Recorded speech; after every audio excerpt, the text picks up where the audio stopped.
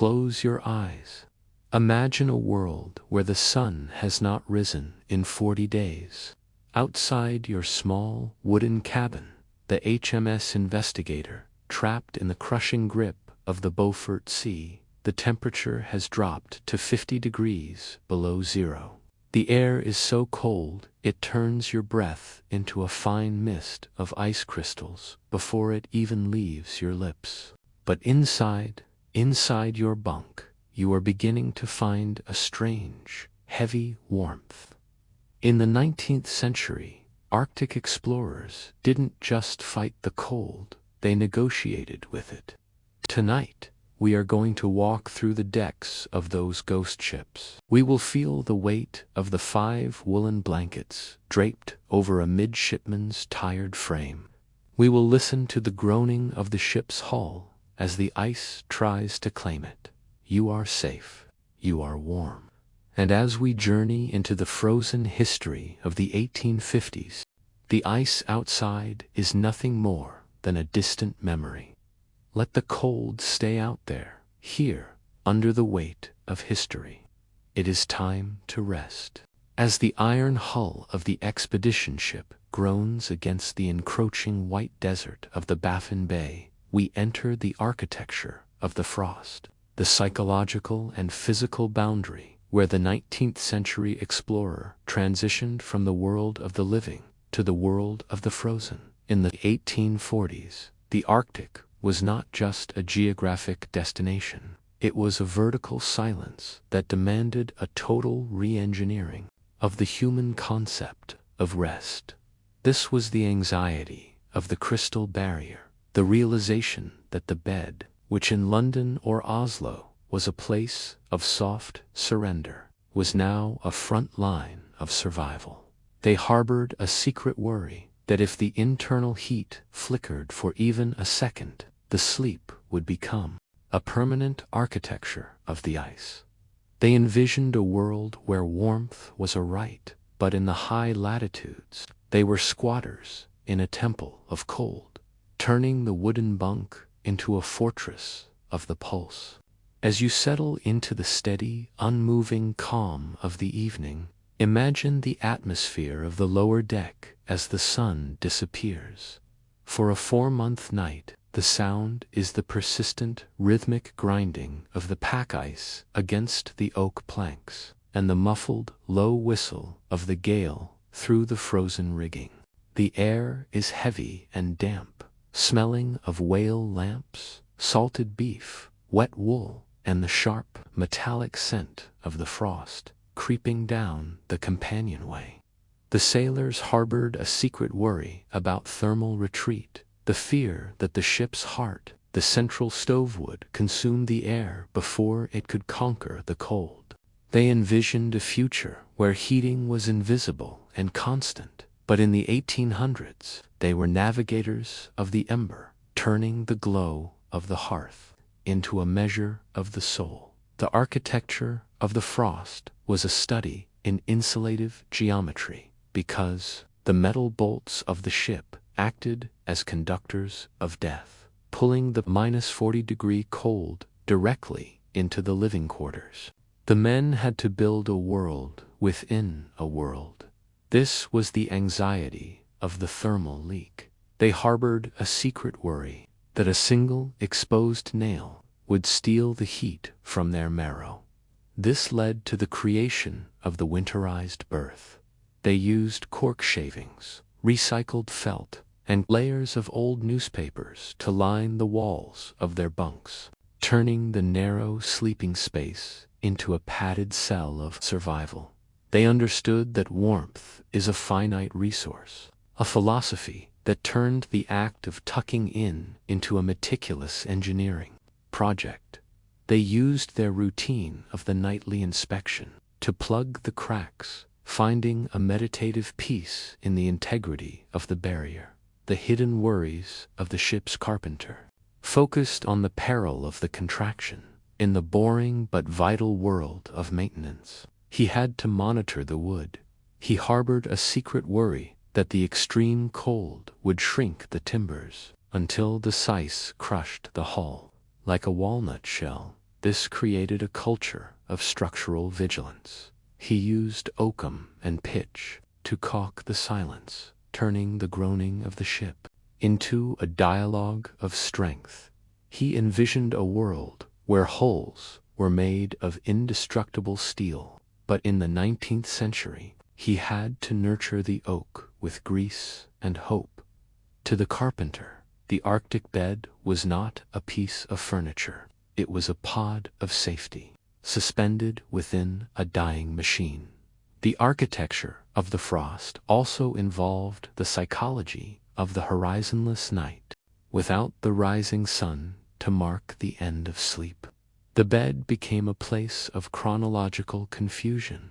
This was the anxiety of the timeless void. They harbored a secret worry that the mind would drift if the body stayed too long in the blankets. To bridge this gap, they developed the language of the watch, the rhythmic change of the guard that turned time into a social contract.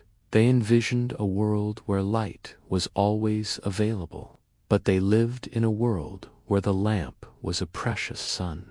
They used the routine of the bells to insulate the sanity, finding a quiet pride in the discipline of the rest. The role of the first mate was to decorate the architecture with order. In the silence of the midnight inspection, he walked the decks with a dim lantern, checking the breath frost on the blankets of the sleeping men. This was the anxiety of the silent casualty. He understood that the cold is a quiet predator, a philosophy that turned sleep into a vulnerability. His fear was not of the storm, but of the stillness, the thought that a man would slip away in the night without a sound. He used his routine of the gentle nudge to verify the life, finding a quiet pride in the steady rhythm of the snoring. He envisioned a world where safety was a censor. But until then, he found joy in the human warmth. The contrast between the brutal chaos of the Arctic gale and the fragile stillness of the sleeping berth was the ultimate paradox of the frost. A man could be dreaming of a summer meadow in Kent, while 3 inches of oak separated his shoulder from a frozen abyss. This material thinness was the source of their nocturnal intensity. Their fear was not of the ice, but of the shattering. The moment when the barrier would fail and the Arctic would claim the bed, they used the silence of the evening to tighten the blankets, ensuring that the architecture of the frost remained a foundation for the pulse. The wooden ships are now ice-strengthened steel research vessels, and the wool blankets are synthetic thermal layers, but the energy of the insulative struggle remains. The belief that we must build our own warmth offers a sense of protective, psychological clarity. You are not responsible for the monitoring of the stove or the caulking of the hull. You are only a dweller within the enduring, quiet history of the Arctic bed. The image of the glowing lantern and the padded berth acts as your guide. The barrier is strong, the pulse is steady, and the stage is hushed by the scale of its own isolation. You are secure in the steady, unhurried peace of your own rest, where the only thing that matters is the deep stillness of the room. As the ship settles into its winter cradle of ice, we transition from the fixed bunk to the geometry of the hammock. This traditional, swaying bed of the 19th century sailor became a suspended laboratory of heat in the Arctic. In the 1850s, the hammock was not a leisure item. It was a standard-issue engineering marvel, designed to isolate the human body from the freezing dampness of the deck. This was the anxiety of the contact point, the realization that any direct touch with the ship's structure was a leak of life. They harbored a secret worry that the conduction of the cold would travel through the wood and invade the spine. They envisioned a world where beds stood on warm floors, but in the Arctic, they hung their hopes from the rafters, turning the canvas sling into a pendulum of survival. As you settle into the steady, unmoving calm of the evening, imagine the lower deck at 11 p.m., a forest of swaying canvas. The sound is the rhythmic, communal creak of 100 hemp ropes, and the soft, heavy sigh of the condensation dripping from the overhead beams. The air is stagnant and humid, smelling of wet canvas, unwashed wool, tobacco ash, and the sweet, heavy scent of spruce beer. The sailors harbored a secret worry about asphyxiation by warmth, the fear that the thick, overlapping hammocks would trap carbon dioxide while they trapped the heat. They envisioned a future where ventilation was a science. But in the 1800s, they were navigators of the pocket, turning the closeness of the men into a shared biological furnace. The geometry of the hammock was a study in vertical density. To save space and conserve every calorie, hammocks were hung so close that they touched at the shoulders. This was the anxiety of the personal bound. They harbored a secret worry that the privacy of the soul would be crushed by the proximity of the body. This led to the creation of the social bed. They used the warmth of their neighbor to insulate their own flank, turning forced intimacy into a structural advantage. They understood that survival is a collective act, a philosophy that turned the shoved shoulder into a reassurance of life. They used their routine of the communal turnwhere. The entire row of men had to shift at once to anchor the brotherhood, finding a meditative peace in the synchronicity of the rest. In the vital world of rigging, the bosun had to inspect the hooks. He harbored a secret worry that the extreme cold would make the hemp brittle until a rope snapped, sending a sleeping man crashing into the iron-cold deck. This created a culture of tensile vigilance. He used tar and grease to protect the fibers, turning the attachment point into a sacred contract. He envisioned a world where beds were bolted to the earth, but in the Arctic, he had to trust the hook. To the bosun, the hammock was not a sling. It was a suspended life support system that had to be guarded against the gravity of the ice. The geometry of the hammock also involved the psychology of the cocoon. Because the hammock wrapped around the body, it provided a sense of womb-like security that the open bunk could not. This was the anxiety of the exposure. They harbored a secret worry that the limitless white void outside would dissolve the self if it weren't for the tight embrace of the canvas. To bridge this gap, they developed the language of the roll-the-tight, mummy-like wrapping of the blankets that turned a man into an insulated cylinder. They envisioned a world where protection was a choice, but they lived in a world where protection was a wrap. They used the routine of the stowage to insulate the ego, finding a quiet pride in the neatness of the cylinder. The role of the ship's surgeon was to decorate the geometry with health in the silence of the morning. He checked the hammock rows for the telltale signs of scurvy or frostbite. This was the anxiety of the hidden decay. He understood that the bed reveals the man, a philosophy that turned sleep into a diagnostic window. His fear was not of the fever, but of the stagnation, the thought that the dampness of the breath would rot the canvas and the skin simultaneously. He used his routine of the daily airing to guard the pulse, finding a quiet pride in the dryness of the wool. He envisioned a world where hospitals were warm and bright, but until then, he found joy in the clean hammock. The contrast between the weightless sway of the sleep and the crushing weight of the frozen sea was the ultimate paradox of the hammock. A man could be floating in a gravity-free dream while thousands of tons of ice pressed against the hull just feet away. This suspension of reality was the source of their nocturnal intensity.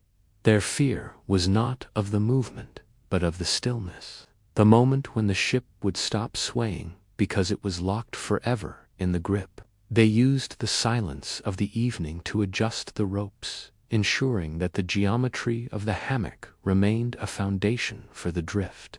The canvas slings are now ergonomic mattresses, and the hemp ropes are steel frames, but the energy of the suspended hope remains. The belief that we must lift ourselves above the cold offers a sense of protective, architectural clarity. You are not responsible for the knotting of the ropes or the management of the condensation. You are only a dweller within the enduring, quiet history of the Arctic hammock. The image of the swaying canvas and the shared warmth acts as your guide. The knot is tight, the wrap is secure, and the stage is hushed by the rhythm of its own suspension. You are secure in the steady, unhurried peace of your own rest, where the only thing that matters is the deep stillness of the room. Deep within the ship's lightless belly, the 19th century explorer relied on a specialized cocoon, the reindeer skin sleeping bag. Unlike the layered blankets of a London townhouse, these heavy, aromatic hydraps were engineered for a world where the thermometer plummeted toward the freezing point of mercury. This was a sanctuary of the pelt, a place where the biological heat of a man was trapped and recycled against the brutal indifference of the polar night. The men harbored a secret worry about the solidification of the breath, fearing that the moisture from their own lungs would turn the fur into an icy cage. By morning, they viewed the act of sliding into the fur not as a simple rest, but as a strategic retreat into the only warmth left on the planet.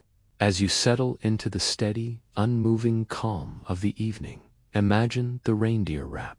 The sound is the dry, papery rustle of the tanned hide and the hollow, distant thud of the ice pack shifting against the hull.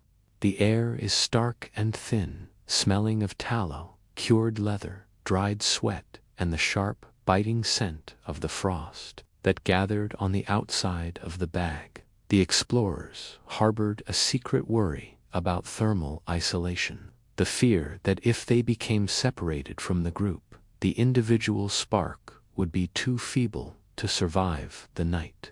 They envisioned a future where heating was a personal battery, but in the 1840s they were stewards of the skin, turning the fur of the deer into a biological battery.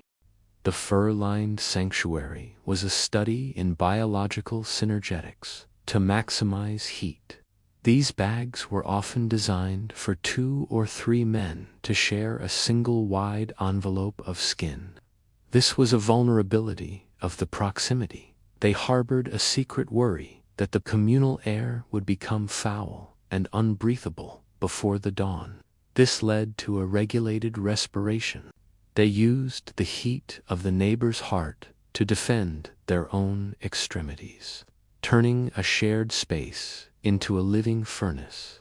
They understood that survival is a team sport, a philosophy that turned the press of a shoulder into a reassurance of life.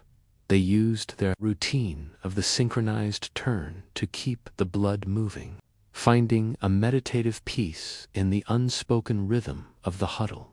The internal tremors of the expedition tailor focused on the peril of the burst seam. In the repetitive but critical world of leatherwork, he had to reinforce the sinew. He harbored a secret worry that a single loose stitch would admit a blade of cold that would slice through the sleep of a weary officer. This created a culture of microscopic vigilance. He used whale-gut thread and bone needles to seal the sanctuary, turning a clothing repair into a survival contract. He envisioned a world where fabrics were woven by machines, but in the high Arctic, he had to trust the stitch.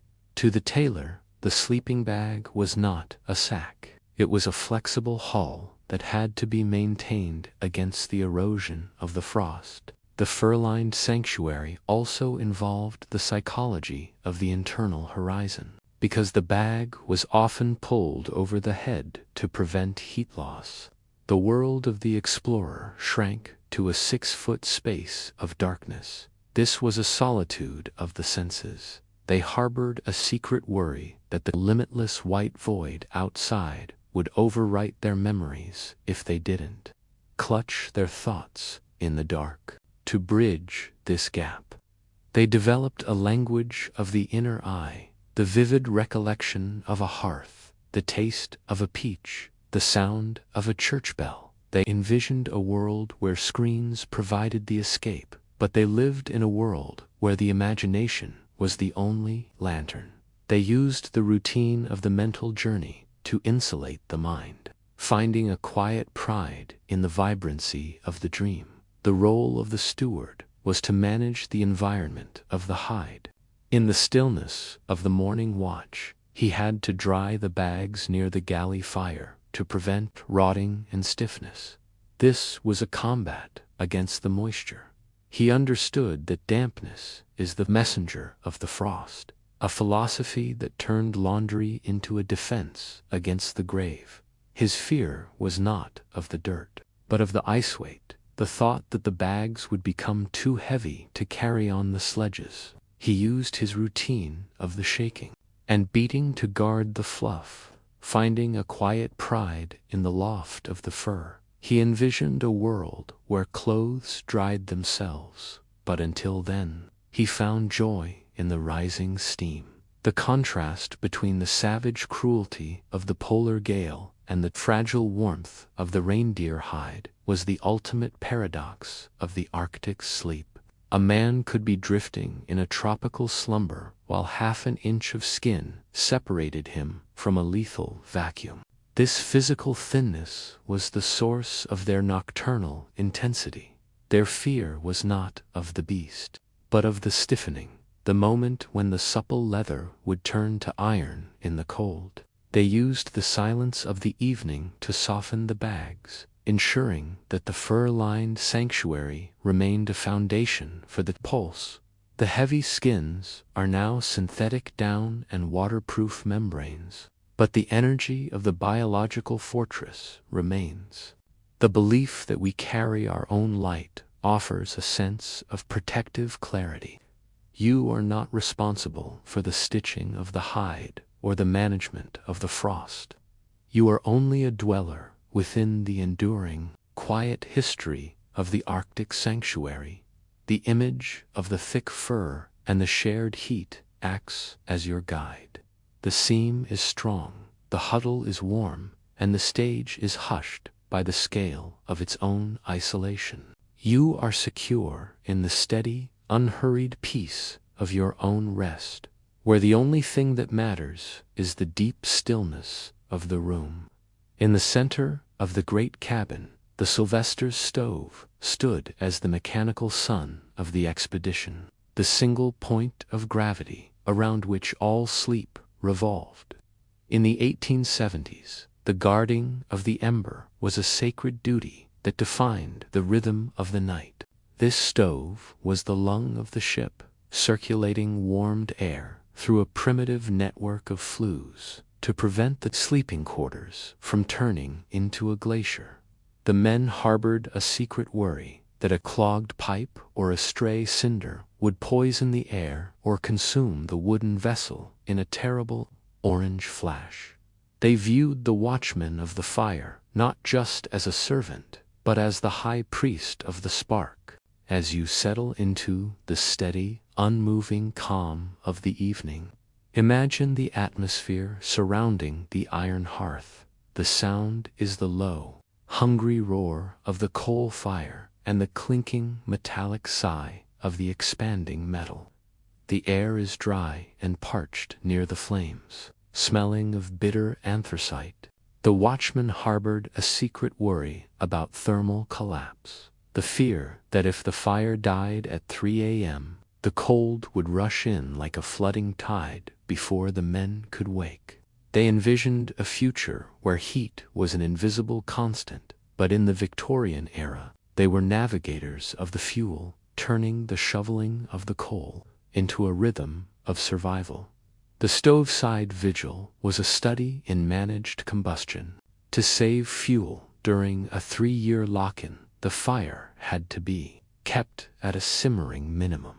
This was a precision of the damper. They harbored a secret worry that extravagance today would mean freezing tomorrow. This led to the creation of the frugal heat. They used the ash of the previous night to bank the coals, turning the embers of the past into the warmth of the future. They understood that heat is a currency, a philosophy that turned the reading of the thermometer into a financial report. They used their routine of the hourly stoke to anchor the safety, finding a meditative peace in the steady, orange glow.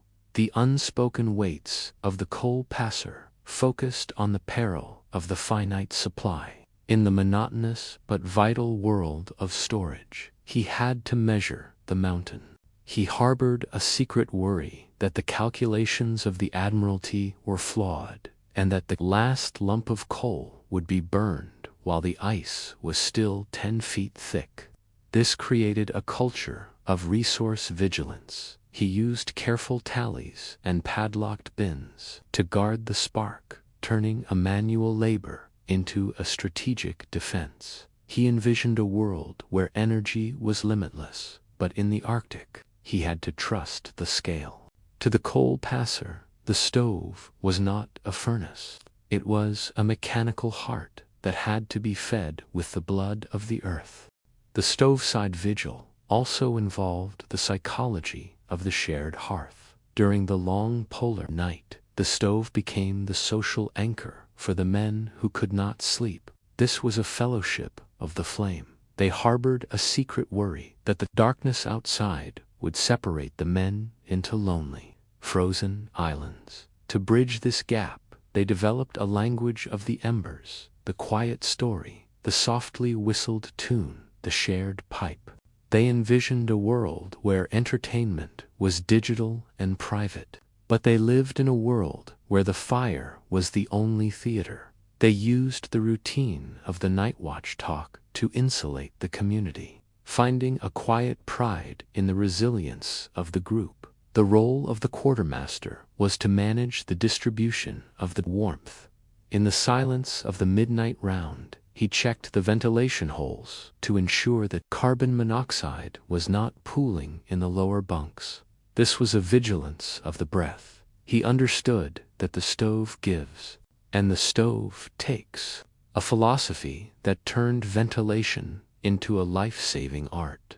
His fear was not of the smoke, but of the silence, the thought that a man would fall into a sleep from which the warmth could not rouse him. He used his routine of the damper adjustment to guard the pulse, finding a quiet pride in the freshness of the air. He envisioned a world where sensors monitored the oxygen, but until then he found joy in the flickering light. The contrast between the absolute zero of the Arctic night and the red-hot center of the iron stove was the ultimate paradox of the vigil. A man could be scorched on one side while frost grew on his sleeve on the other.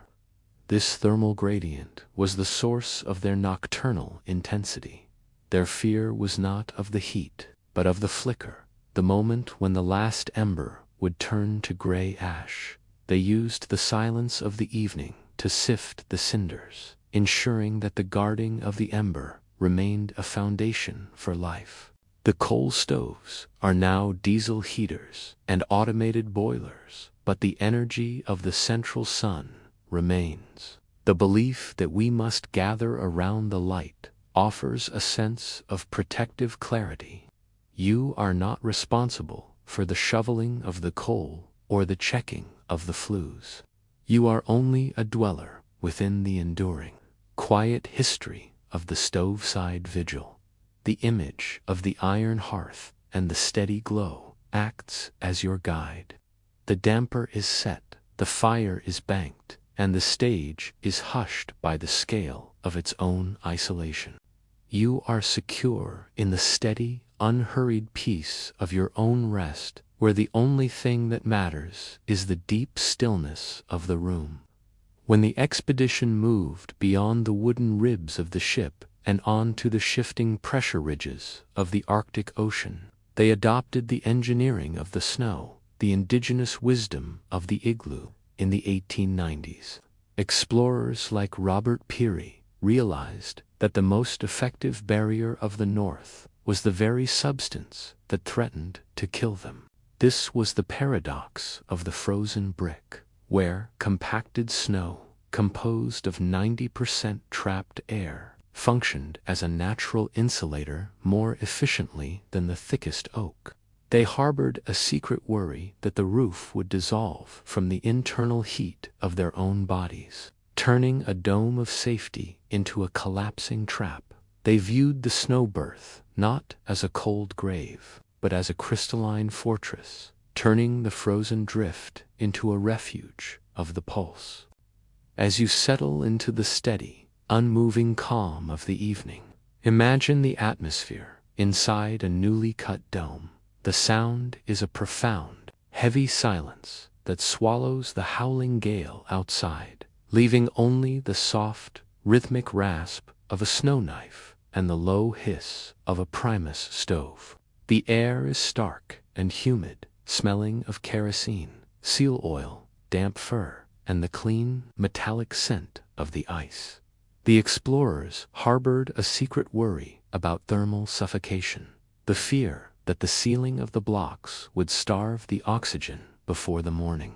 They envisioned a future where shelter was a prefabricated plastic, but in the Victorian era, they were masons of the drift, turning the cutting of the block into a geometry of survival.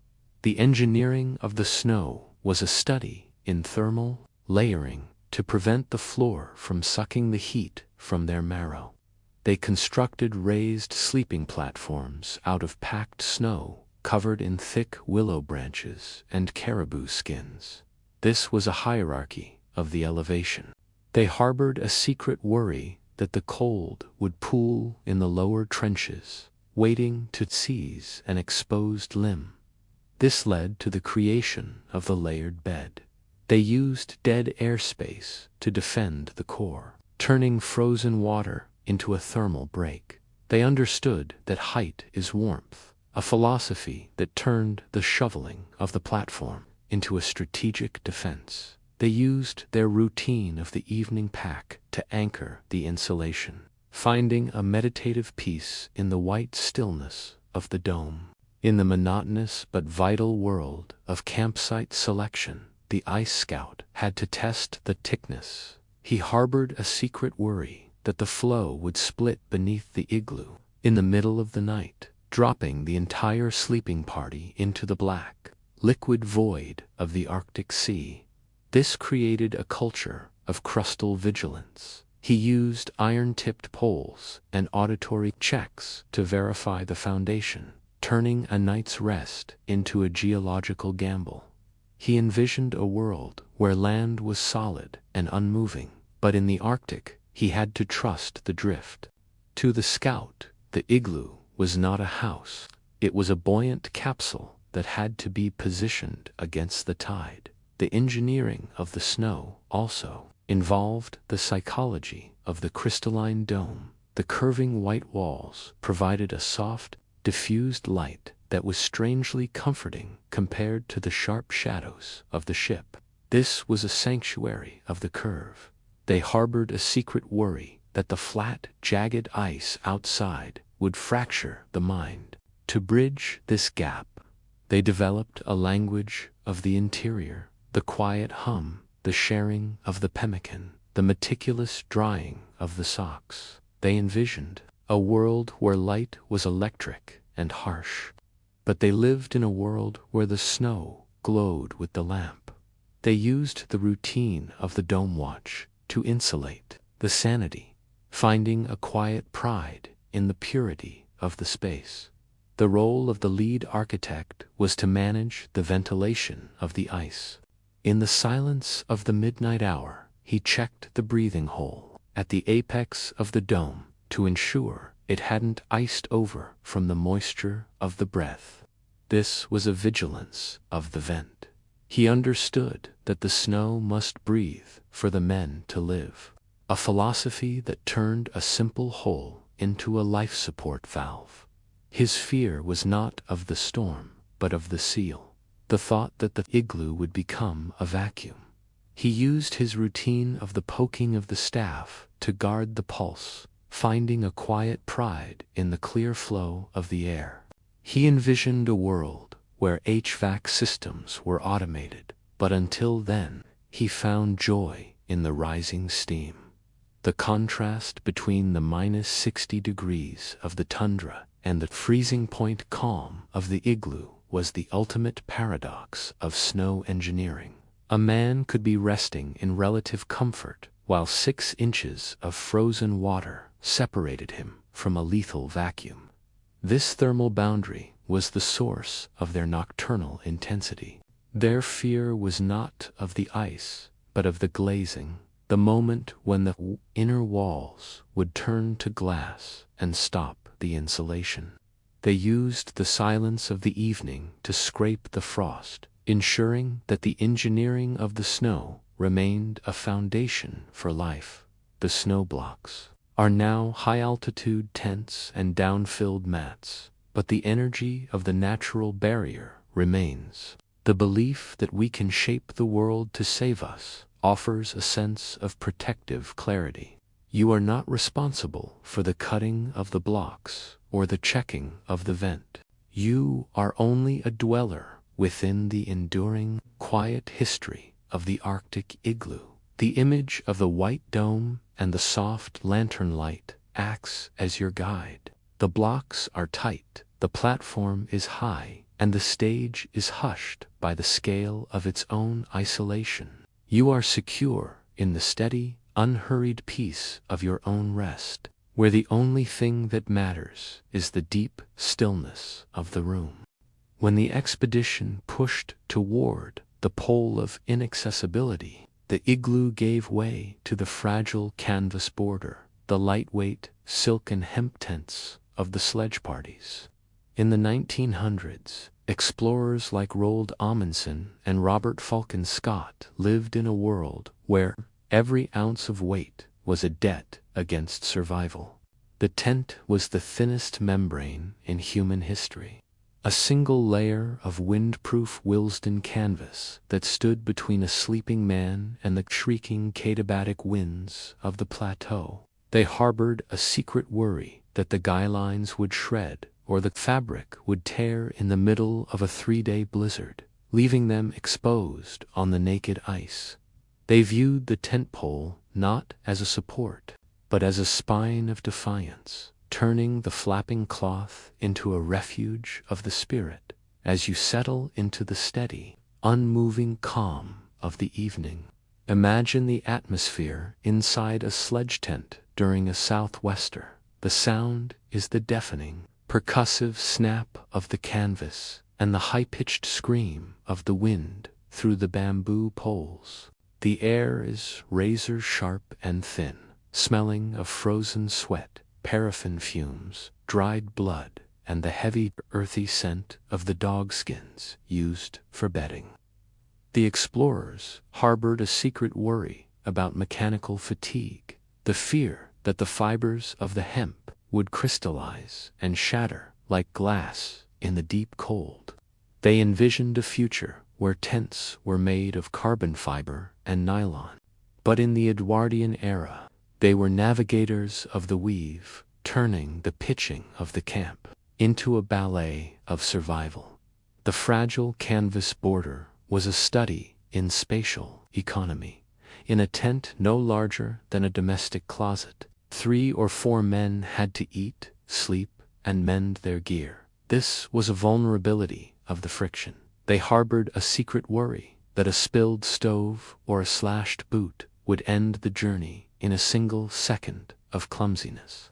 This led to the creation of the disciplined berth, They used predetermined positions and silent protocols to manage the chaos, turning confinement into a structural advantage. They understood that order is the only defense, a philosophy that turned the folding of a sleeping bag into a sacred ritual they used.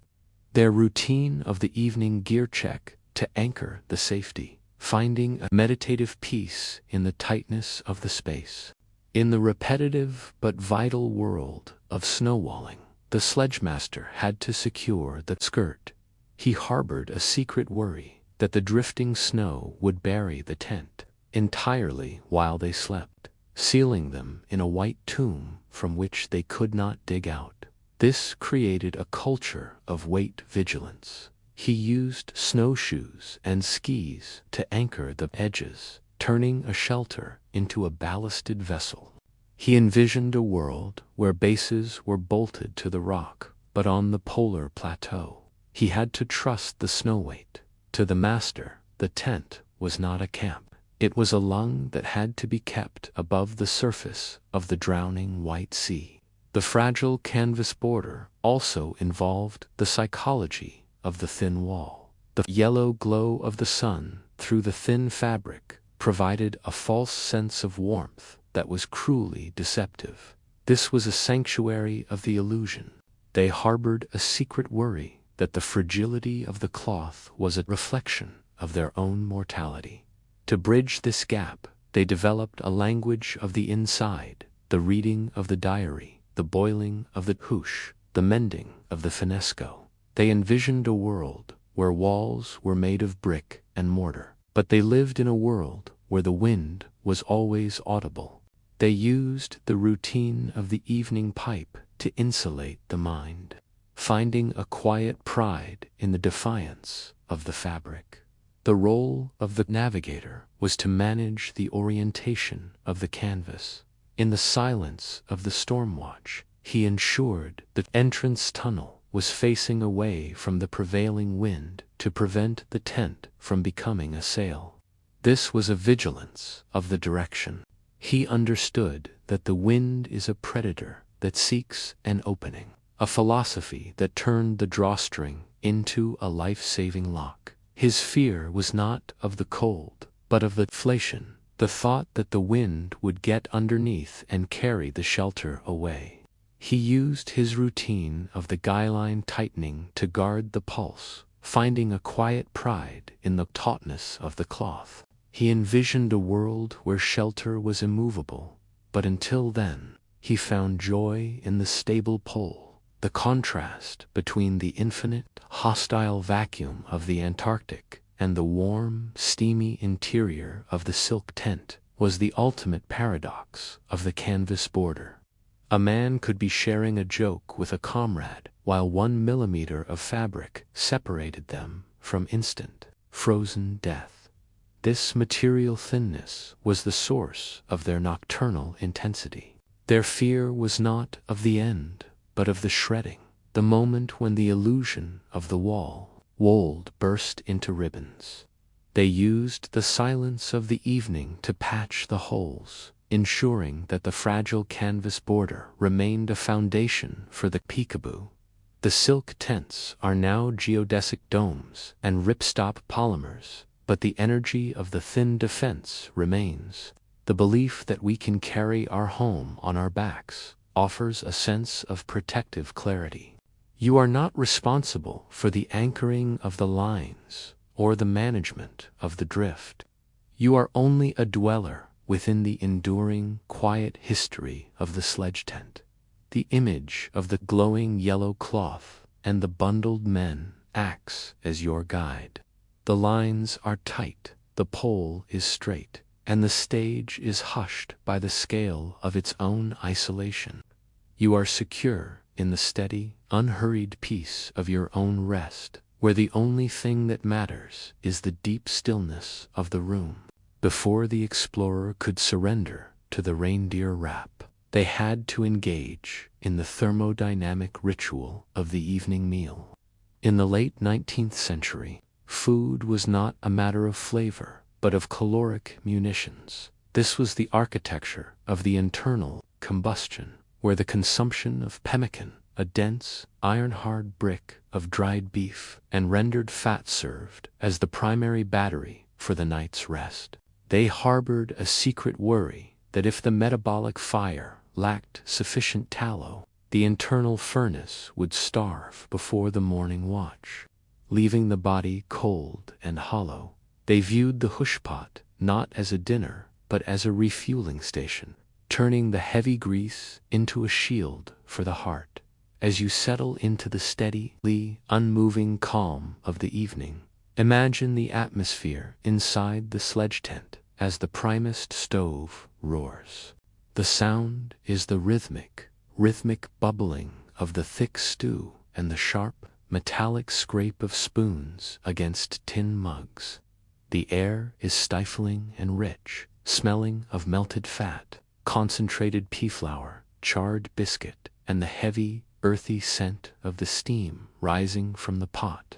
The men harbored a secret worry about digestive failure, the fear that the unyielding density of the fat would revolt against the stomach, wasting the precious energy of the fuel. They envisioned a future where nutrition was a light, efficient pill, but in the Victorian era, they were stokers of the belly, turning the swallowing of the grease into a declaration of survival. The fuel for the sleep was a study in thermal persistence to ensure the heat lasted until dawn. The evening meal was calculated to the gram. This was a mathematics of the hunger. They harbored a secret worry that the rations would vanish into the void before the ice shelf was crossed. This led to the creation of the sacred ration. They used the measurement of the scale to defend the future, turning scarcity into a structural discipline. They understood that strength is a liquid, a philosophy that turned the scraping of the pot into a reassurance of the marrow. They used their routine of the evening tally to anchor the hope, finding a meditative peace in the fullness of the mug. The secret concerns of the cook focused on the peril of the blue flame. In the repetitive but critical world of primus management, he had to guard the fuel. He harbored a secret worry that the kerosene would leak or evaporate, leaving the men with nothing but frozen ice to gnaw upon. This created a culture of volatile vigilance. He used copper funnels and tight seals to protect the liquid sun, turning a kitchen task into a survival contract. He envisioned a world where heat was a switch on the wall, but in the Antarctic, he had to trust the pressure. To the cook, the stove was not a convenience. It was a converter that turned dead oil into living heat. The fuel for the sleep also involved the psychology of the shared mug. The warmth of the liquid spreading through the chest provided a temporary euphoria that was essential for morale. This was a sanctuary of the senses. They harbored a secret worry that the bitter wind outside would freeze the soul if the body were not comforted from within. To bridge this gap, they developed a language of the feast, the reminiscence of a Sunday roast, the ranking of the best jams, the sharing of a single piece of chocolate. They envisioned a world where food was abundant and varied, but they lived in a world where fat was the only king. They used the routine of the evening hush to insulate the mind, finding a quiet pride in the resilience of the palate. The role of the doctor was to manage the chemistry of fatigue in the silence of the post-meal glow. He watched the men for the lethargy of the deficiency or the sharpness of the irritability. This was a vigilance of the nutrient. He understood that the mind follows the stomach, a philosophy that turned the evening cocoa into a psychological medicine. His fear was not of the hunger, but of the hollowing, the thought that a man would lose the will to eat and thus lose the will to wake. He used his routine of the supplemental biscuit to guard the pulse, finding a quiet pride in the brightening of the eyes. He envisioned a world where vitamins were understood and isolated, but until then, he found joy in the thick stew. The contrast between the savage, empty white desert and the starchy, fatty comfort of the tent was the ultimate paradox of the Arctic fuel. A man could be feeling a surge of life while starvation hovered just beyond the next drift. This caloric boundary was the source of their nocturnal intensity. Their fear was not of the taste, but of the burning, the moment when the body would consume itself to keep the heart beating. They used the silence of the evening to count the biscuits, ensuring that the fuel for the sleep remained a foundation for the march. The pemmican blocks are now freeze-dried meals and energy gels, but the energy of the internal fire remains. The belief that we must feed the light offers a sense of protective clarity. You are not responsible for the pumping of the stove or the weighing of the rations. You are only a dweller within the enduring, quiet history of the Arctic feast. The image of the steaming mug and the huddled eaters acts as your guide. The pot is full, the fire is blue, and the stage is hushed by the scale of its own isolation. You are secure in the steady, unhurried peace of your own rest, where the only thing that matters is the deep stillness of the room. As the explorer's body finally settled into the fur, the mind began its own journey, the psychological escape or the dream of the thaw. In the 1900s, sleep in the Arctic was not a void, but a portal to the green world. This was a mental architecture of the summer where the brain manufactured landscapes of meadows, humming bees, warm rain, and the scent of dry hay to counteract the sensory deprivation of the ice. They harbored a secret worry that if the dreaming stopped, the monotony of the white would invade the personality, leaving them blank and hollow. They viewed the act of dreaming not as a distraction, but as a biological necessity, turning the closed eyes into a lens for the sunlight. As you settle into the steady, unmoving calm of the evening, imagine the vivid internal cinema of a man sleeping on the plateau. The sound is not the howling wind, but the soft, distant rustle of leaves and the rhythmic, liquid lap of a warm river. The air is sweet and balmy, smelling of honeysuckle, damp earth, fresh bread, and the heavy floral scent of a garden in July. The sleepers harbored a secret worry about the awakening, the fear that the contrast between the dream and the ice would be too sharp to bear. They envisioned a future where virtual reality provided the escape, but in the Edwardian era, they were navigators of the memory, turning the recollection of home into a refuge of the soul. The dream of the thaw was a study in emotional preservation to keep the spirit from freezing. The mind clutched at the familiar. This was a geometry of the nostalgia. They harbored a secret worry that they would forget the color of a rose or the sound of a loved one's voice. This led to the creation of the inner hearth. They used the texture of a memory to defend the core, turning past happiness into a structural support. They understood that the heart lives in the yesterday, a philosophy that turned the silent night into a vibrant conversation. They used their routine of the pre-sleep recollection to anchor the sanity, finding a meditative peace in the warmth of the vision. The hidden worries of the journalist and the diarist focused on the peril of the vanishing word. In the repetitive but critical world of nightly writing, he had to fix the thoughts. He harbored a secret worry that the cold would freeze the ink and the memory simultaneously, leaving a blank page where a life used to be. This created a culture of cognitive vigilance. He used pencils and tiny cramped scripts to save the dreams. Turning a personal diary into a survival contract, He envisioned a world where experience was recorded by the machine, but in the Arctic he had to trust the hand. To the diarist, the dream was not a mist.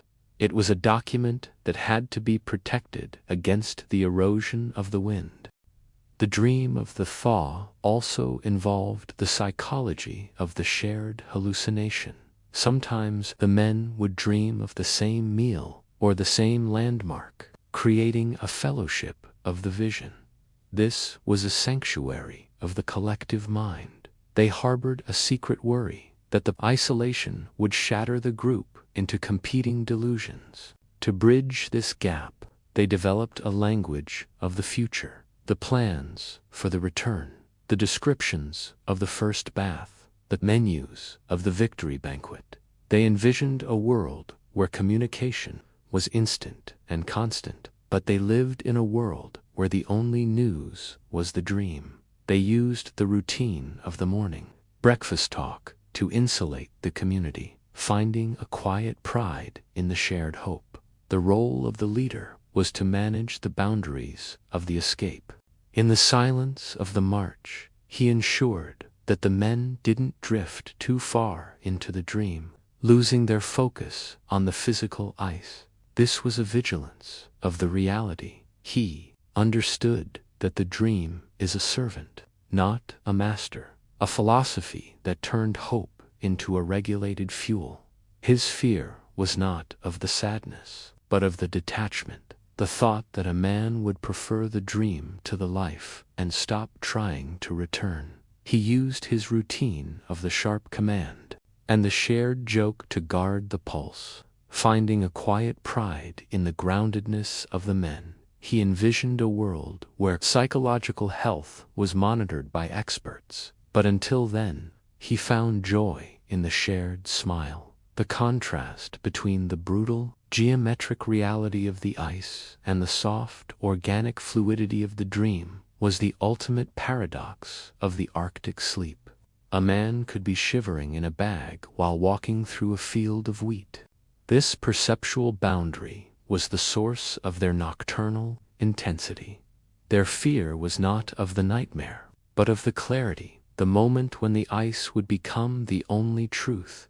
They used the silence of the evening to reread the letters, ensuring that the dream of the thaw remained a foundation for the spirit. The handwritten letters are now video calls and social media feeds, but the energy of the internal escape remains. The belief that our minds can take us home offers a sense of protective clarity. You are not responsible for the writing of the diary or the management of the memory. You are only a dweller within the enduring, quiet history of the Arctic dream. The image of the closed eyes and the green world acts as your guide. The memory is sharp, the vision is warm, and the stage is hushed by the scale of its own isolation.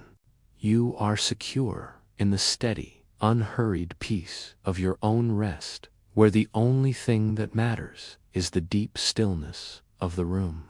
As the physical exhaustion of the march pulls the explorer toward the heavy, dreamless state of deep rest, a final obsessive ritual begins, the systematic inspection of the skin. In the 19th century, a minor numbness was not an inconvenience. It was a silent invasion that could end a life or a career in a single night. This was a protocol of the sensation, where the rest could only begin once every toe, finger, and cheek had been verified as living tissue. They harbored a secret worry that the cold would steal a limb. While they were absent in the dream, turning the bliss of the sleep into a treachery of the nerves, they viewed the warmth of a comrade's hand, not as a gesture of affection, but as a biological intervention, turning shared heat into a restorative medicine. As you settle into the steady, unmoving calm of the evening, imagine the atmosphere inside the sledge tent during the nightly check. The sound is the dry, rhythmic rasp of woolen socks being removed, and the sharp, indrawn breath of a man discovering a waxy white patch on his heel. The air is bitter and thick, smelling of camphor ice, lanolin, iodine, and the heavy, metallic scent of the frost being scraped from the interior walls.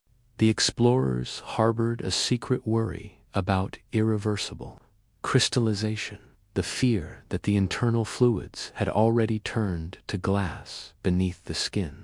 They envisioned a future where medicine was a rapid, thermal pulse, but in the 1880s, they were navigators of the thaw, turning the rubbing of the feet into a sacred struggle for the pulse. The vigil of the extremities was a study in mutual responsibility. Because a man cannot easily see his own face or the soles of his own feet in the dim light of a tent, the men functioned as sentinels for one another.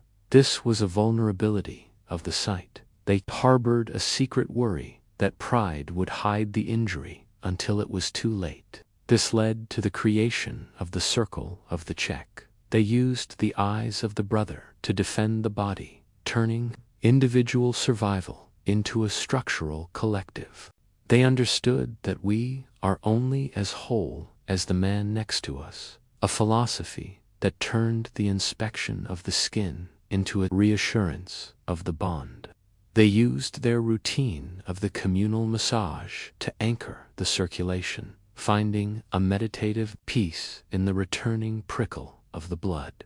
The worries of the medical officer focused on the peril of the gangrenous silence. In the repetitive but critical world of wound management, he had to monitor the color. He harbored a secret worry that the darkness of the tent would mask the graying of the flesh, leaving him with nothing but a saw to solve the problem in the morning. This created a culture of vascular vigilance. He used spirit lamps and warm compresses to coax the life back, turning a first aid task into a survival contract. He envisioned a world where imaging could see beneath the surface. But in the Arctic, he had to trust the touch. To the doctor, the frostbite was not a symptom. It was a predator that had to be hunted out of the blankets. The vigil of the extremities also involved the psychology of the physical map. The map of the body became as important as the map of the ice. This was a sanctuary of the self-awareness. They harbored a secret worry that the numbing cold would disconnect the brain from the reality of the limbs. To bridge this gap, they developed a language of the tingling, the counting of the toes, the flexing of the fingers, the testing of the sensation.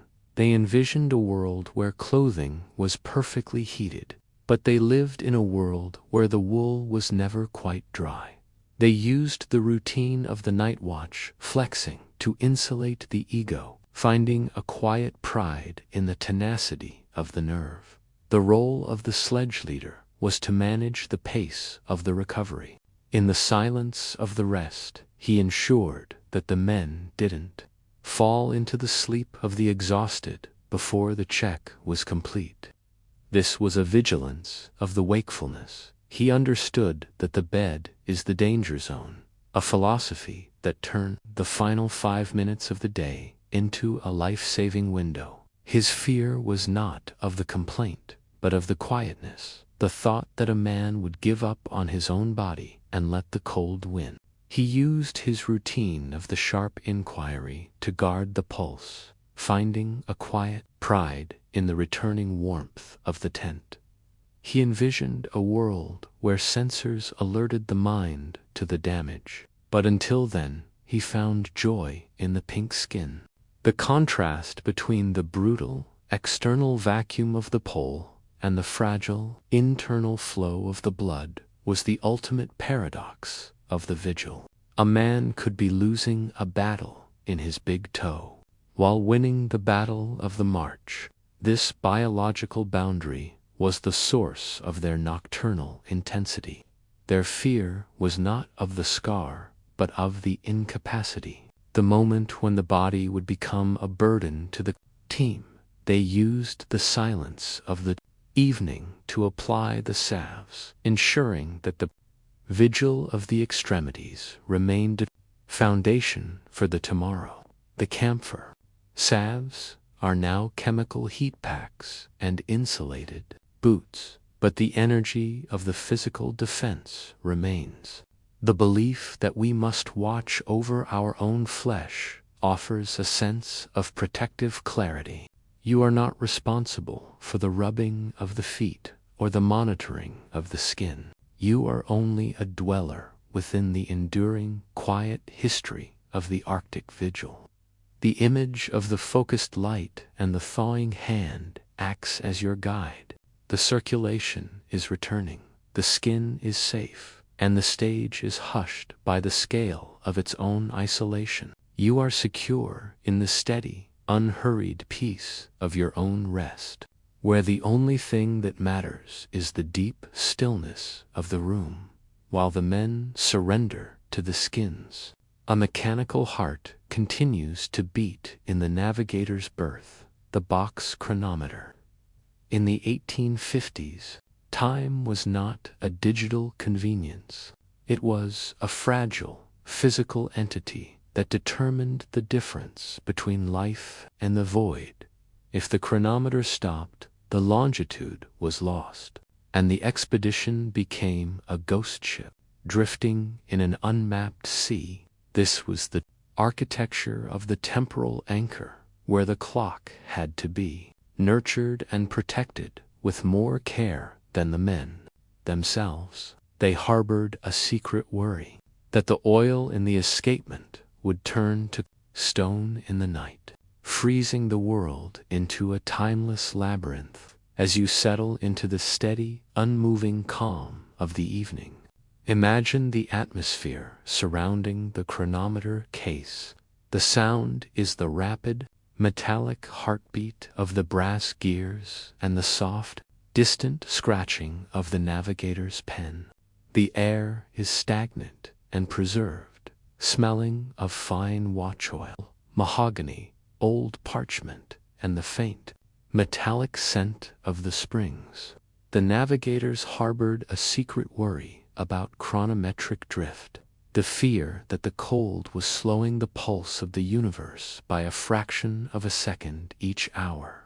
They envisioned a future where time was a signal from the stars, but in the Victorian era, they were stewards of the tick, turning the winding of the key into a ritual of the survival. The guarding of the time was a study in thermal stability, because a change in temperature would expand or contract the metal. The chronometers were kept in padded, velvet-lined boxers and nested in the center of the ship, or even carried against the skin of the officer on watch. This was a vulnerability of the rhythm. They harbored a secret worry that a moment's neglect would shatter the sequence of the world. This led to the creation of the sacred box. They used layers of wool and constant human proximity to defend the tick, turning a mechanical device into a living ward. They understood that time is a physical thing, a philosophy that turned the winding of the clock into a religious observance. They used their routine of the noon check to anchor the reality, finding a meditative peace in the steady, mechanical truth. The hidden worries of the navigator focused on the peril of the human error in the monotonous but vital world calculation. He had to trust his own memory. He harbored a secret worry that he would forget the winding or miss the mark in the haze of the fatigue, erasing the map of the return journey. This created a culture of mathematical vigilance. He used logbooks and triple redundant checks to save the day, turning a clerical task into a strategic defense. He envisioned a world where positioning was an automated certainty, but in the Arctic, he had to trust the gear to the navigator. The chronometer was not a watch, it was a compass of the years that had to be shielded from the entropy of the frost. The guarding of the time also involved the psychology of the temporal order. The steady tick provided a sense of continuity that the 4-month night tried to destroy.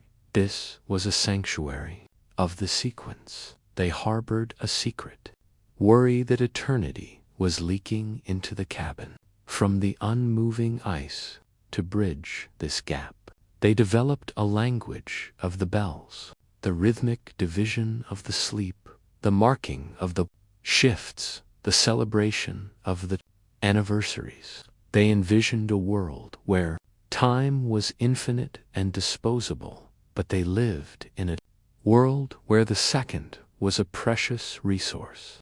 They used the routine of the chronometer reading to insulate the mind, finding a quiet pride in the persistence of the order.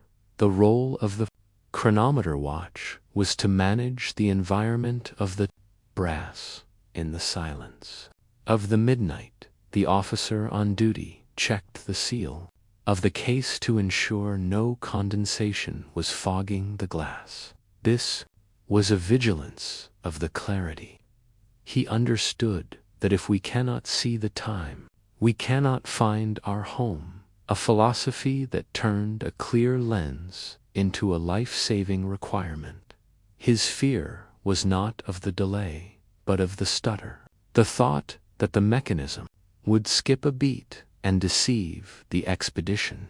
He used his routine of the gentle inspection to guard the pulse, finding a quiet pride in the unshaken rhythm. He envisioned a world where clocks were solid state and indestructible, but until then, he found joy in the beating heart, the contrast between the chaotic, timeless chaos of the polar gale and the precise, rhythmic heartbeat of the brass clock was the ultimate paradox of the guarding.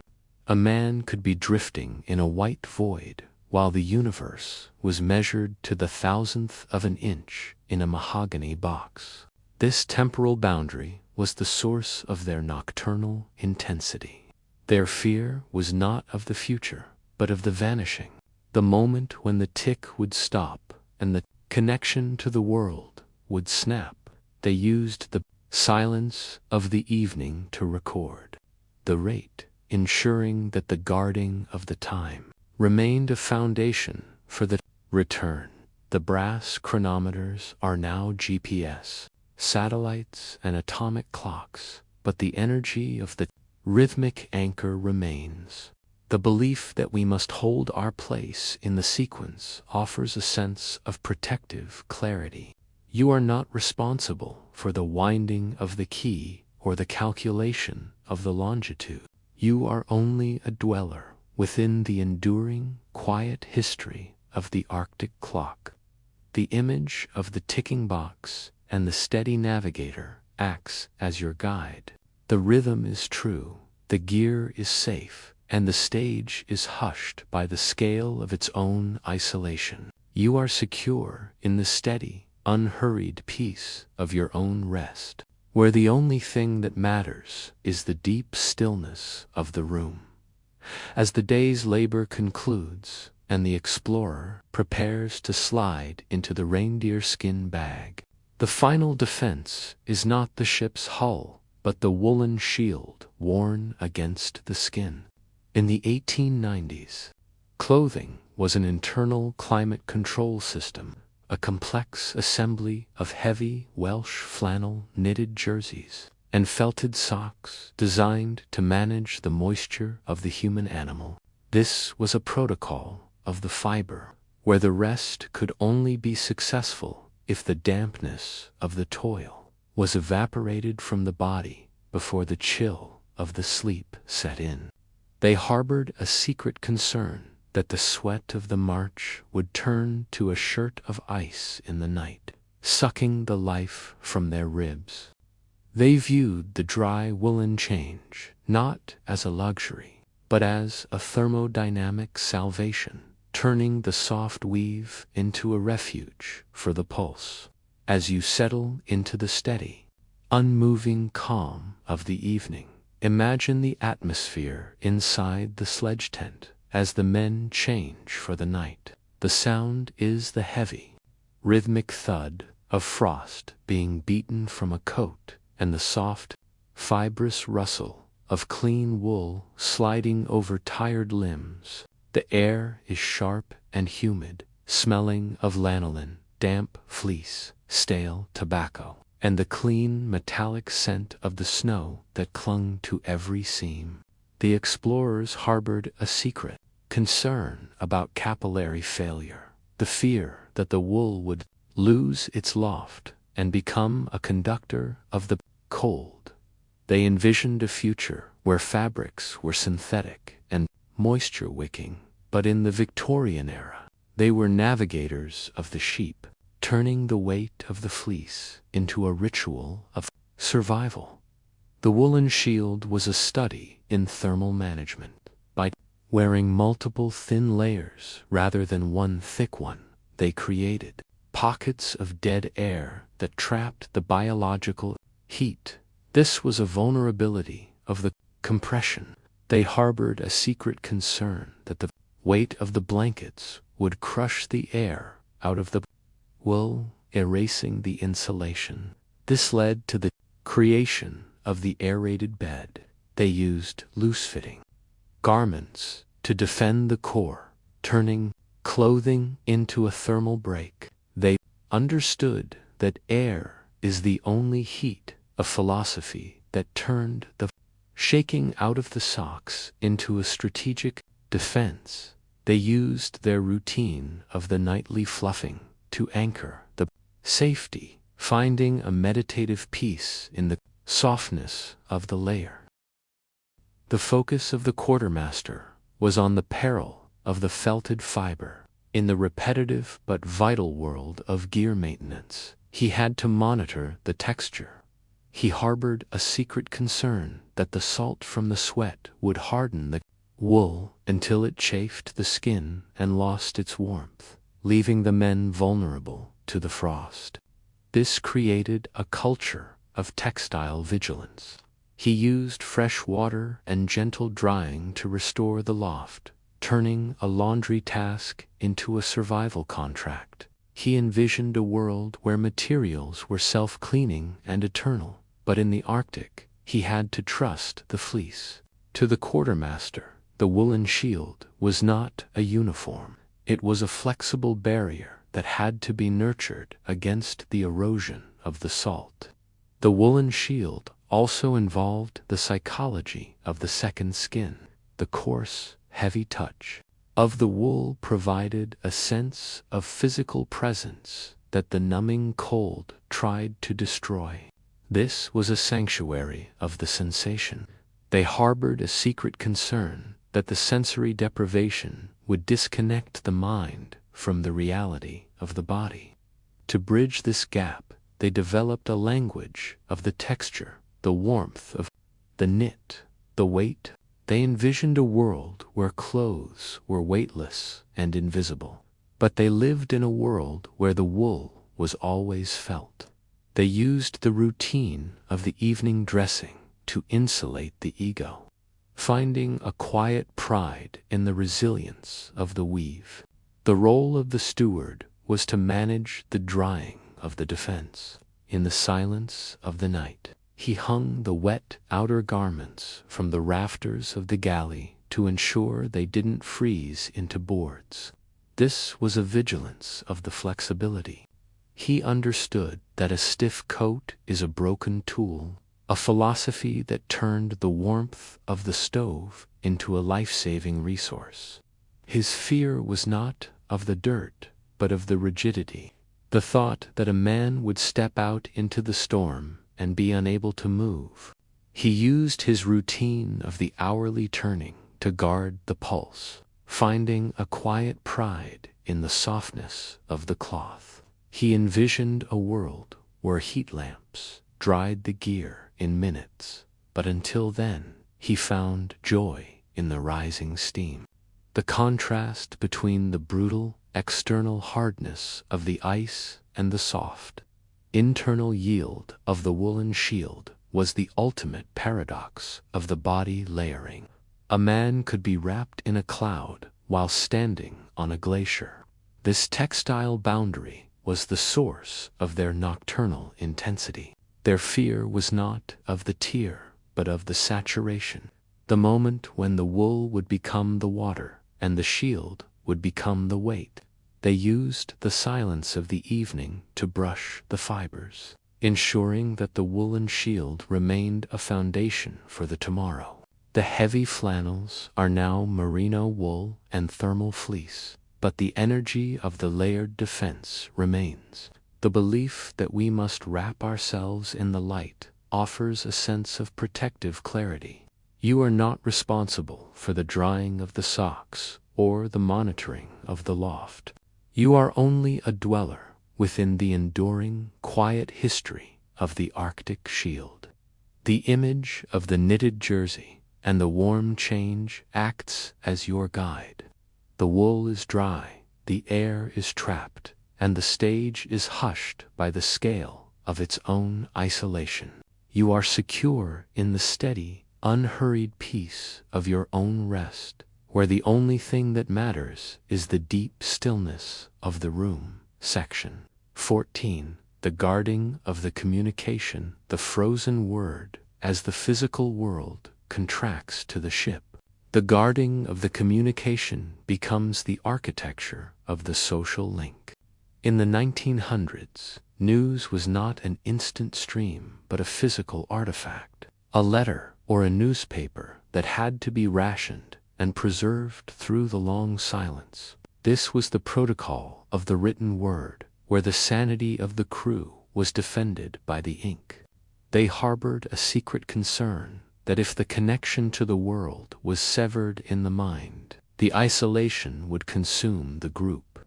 They viewed the mailbag not as a collection of paper, but as a psychological anchor, turning the frozen word into a refuge for the hope. As you settle into the steady, unmoving calm of the evening, imagine the atmosphere inside the library as the winter newspaper is read aloud. The sound is the crisp, sharp crackle of the heavy paper and the low, attentive murmur of 100 men listening to a year-old story. The air is stagnant and cool, smelling of printer's ink, old glue, pipe smoke, and the faint, metallic scent of the cold that seeped through the bookshelves. The sailors harbored a secret concern about mental erasure, the fear that the monotony of the white would wipe away the faces of the family if they weren't reread into existence.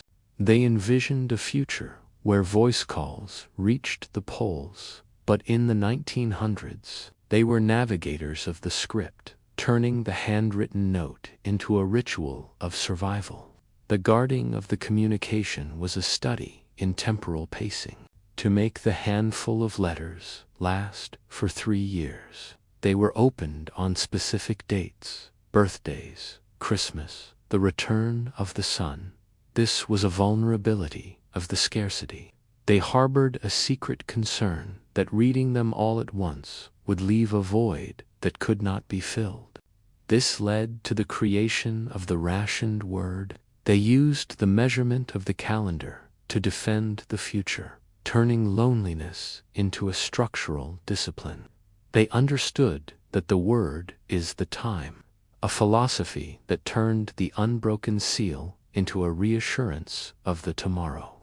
They used their routine of the scheduled reading to anchor the spirit, finding a meditative peace in the pacing of the love.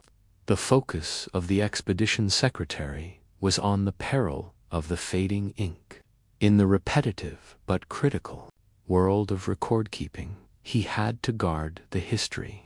He harbored a secret concern that the dampness would bleed the ink until the memories were illegible, leaving the expedition without a voice for the world. This created a culture of scribal vigilance. He used acid-free paper and heavy metal boxes to protect the word, turning a clerical task into a survival contract. He envisioned a world where data was backed up in a cloud, but in the Arctic, he had to trust the page. To the secretary, the frozen word was not a document. It was a living bridge that had to be nurtured against the erosion of the frost. The guarding of the communication also involved the psychology of the public performance. The reading of the letters became a theater of the group, where the individual joy was shared by the community. This was a sanctuary of the shared experience. They harbored a secret concern that the isolation would separate the men into silent, lonely islands. To bridge this gap, they developed a language of the reading, the illustrated lecture, the mock trial, the ship's newspaper. They envisioned a world where everyone had a private screen, but they lived in a world where the voice was the only media. They used the routine of the evening performance to insulate the mind, finding a quiet pride in the vibrancy of the group. The role of the captain was to manage the morale of the silence. In the silence of the rest, he ensured that no man withdrew into a private grief that separated him from the team. This was a vigilance of the connection. He understood that the group is the shield, a philosophy that turned the shared story into a life-saving medicine.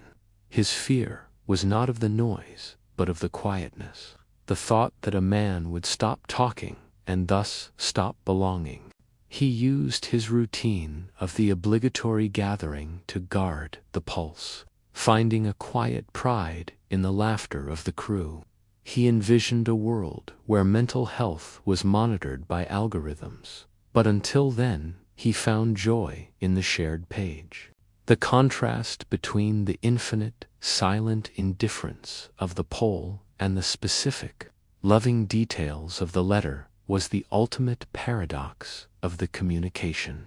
A man could be shivering on an ice floe while walking through a garden in Kent via the ink on a page.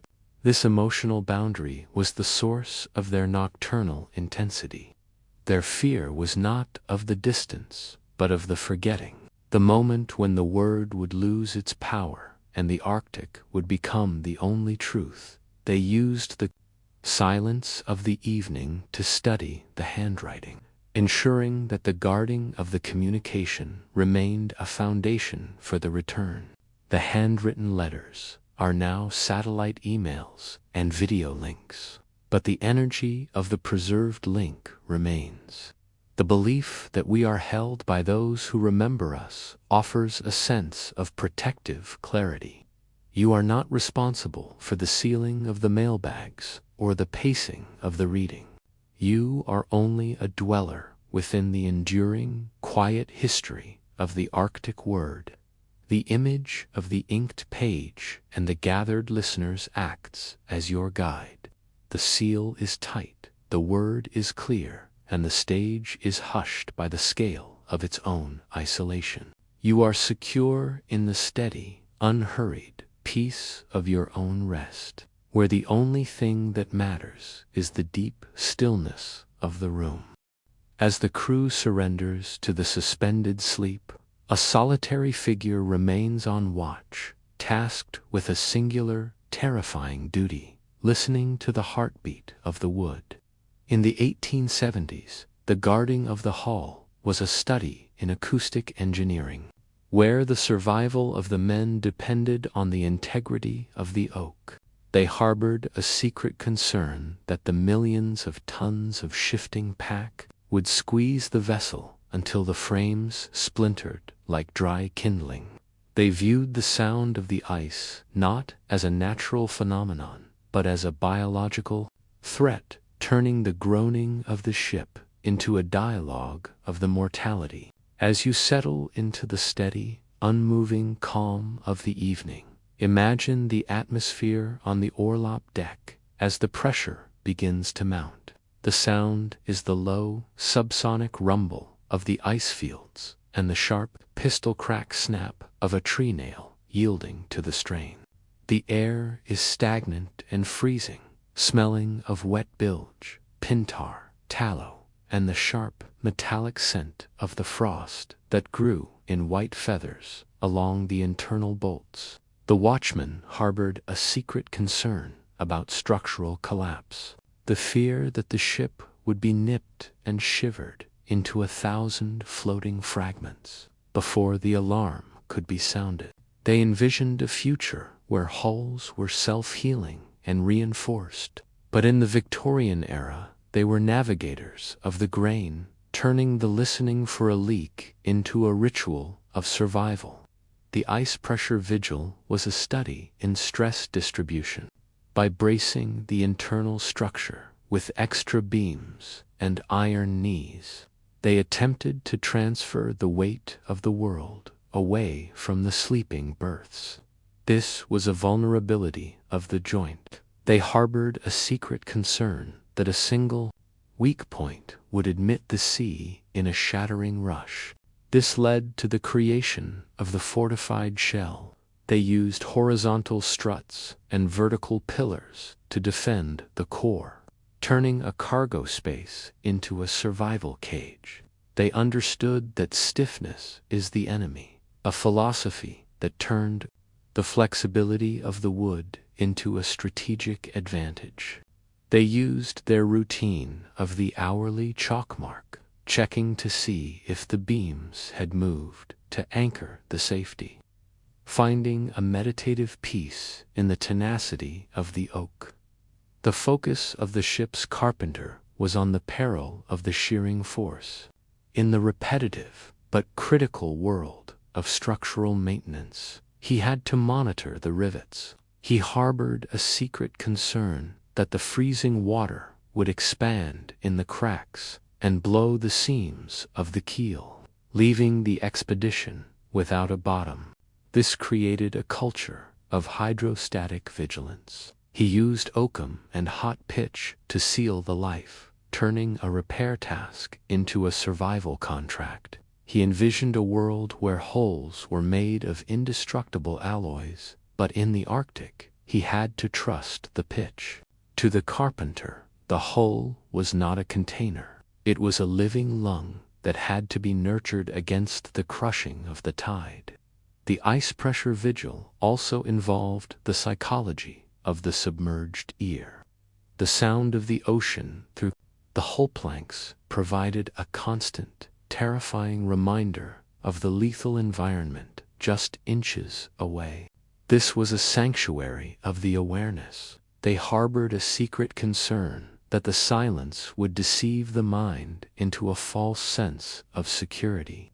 To bridge this gap, they developed a language of the creak, the warning groan, the settling sigh, the shrieking strain. They envisioned a world where sensors provided the data, but they lived in a world where the ear was the only instrument. They used the routine of the hull watch to insulate the sanity, finding a quiet pride in the understanding of the timber. The role of the first mate was to manage the distribution of the anxiety. In the silence of the watch, he ensured that the sounds of the ship were interpreted correctly, preventing a panic that would shatter the discipline. This was a vigilance of the interpretation. He understood that the crew follows the captain's face, a philosophy that turned the calm expression into a life-saving medicine. His fear was not of the noise, but of the surrender. The thought that the men would stop trusting the ship and lose the will to fight. He used his routine of the steady rounds to guard the pulse, finding a quiet pride in the stability of the vessel. He envisioned a world where computers managed the risk, but until then, he found joy in the solid beam. The contrast between the shifting, violent chaos of the frozen sea and the rigid, disciplined strength of the oak hull was the ultimate paradox of the pressure vigil. A man could be resting in a hammock while millions of tons of ice were grinding against his spine. This material boundary was the source of their nocturnal intensity. Their fear was not of the end, but of the shattering, the moment when the wood would lose its voice and the Arctic would become the only truth. They used the silence of the evening to tighten the bolts, ensuring that the guarding of the hull remained a foundation for the return. The oak ships are now ice-class steel and sonar-mapped hulls, but the energy of the structural defense remains. The belief that we are held by what we build offers a sense of protective clarity. You are not responsible for the caulking of the seams or the monitoring of the beams. You are only a dweller within the enduring, quiet history of the Arctic hull. The image of the massive oak and the shadowed watchman acts as your guide. The beams are straight, the pitch is tight, and the stage is hushed by the scale of its own isolation. You are secure in the steady, unhurried peace of your own rest, where the only thing that matters is the deep stillness of the room. As the physical strength of the crew erodes under the long night, the guarding of the health becomes the architecture of the biological defense. In the 1840s, the silent killer was not the cold, but scurvy, a systemic decay caused by the loss of the vitamin C. This was the protocol of the nutrient, where the rest could only be a restorative act if the chemistry of the blood was defended by the ration. They harbored a secret concern that their gums would soften and old wounds would reopen, erasing the progress of the years from within. They viewed the lemon juice ration not as a drink, but as a strategic defense, turning the acidic liquid into a shield for the marrow. As you settle into the steady, unmoving calm of the evening, imagine the atmosphere inside the sickbay as the daily lime is issued. The sound is the clinking of the glass bottles and the low, measured talk of the surgeon as he examines a man's pulse. The air is sterile and sharp, smelling of citric acid, vinegar, boiled cabbage, and the heavy, metallic scent of the iron tonic. The sailors harbored a secret concern about internal dissolution, the fear that the lack of the sun was turning the blood into water while they slept in the dark. They envisioned a future where supplements were a precise, daily pill, but in the Victorian era they were navigators of the palate, turning the swallowing of the juice into a ritual of survival. The guarding of the health was a study in dietary rigidity to prevent the collapse of the connective tissue.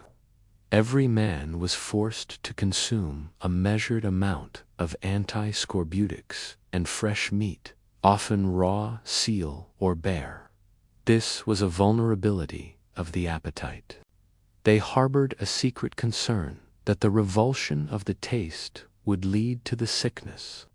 This led to the creation of the enforced ration. They used the authority of the surgeon to defend the future, turning food into a structural discipline. They understood that health is a chemical balance, a philosophy that turned the eating of the meat into a reassurance of the strength. They used their routine of the communal dinner to anchor the spirit, finding a meditative peace in the vitality of the group.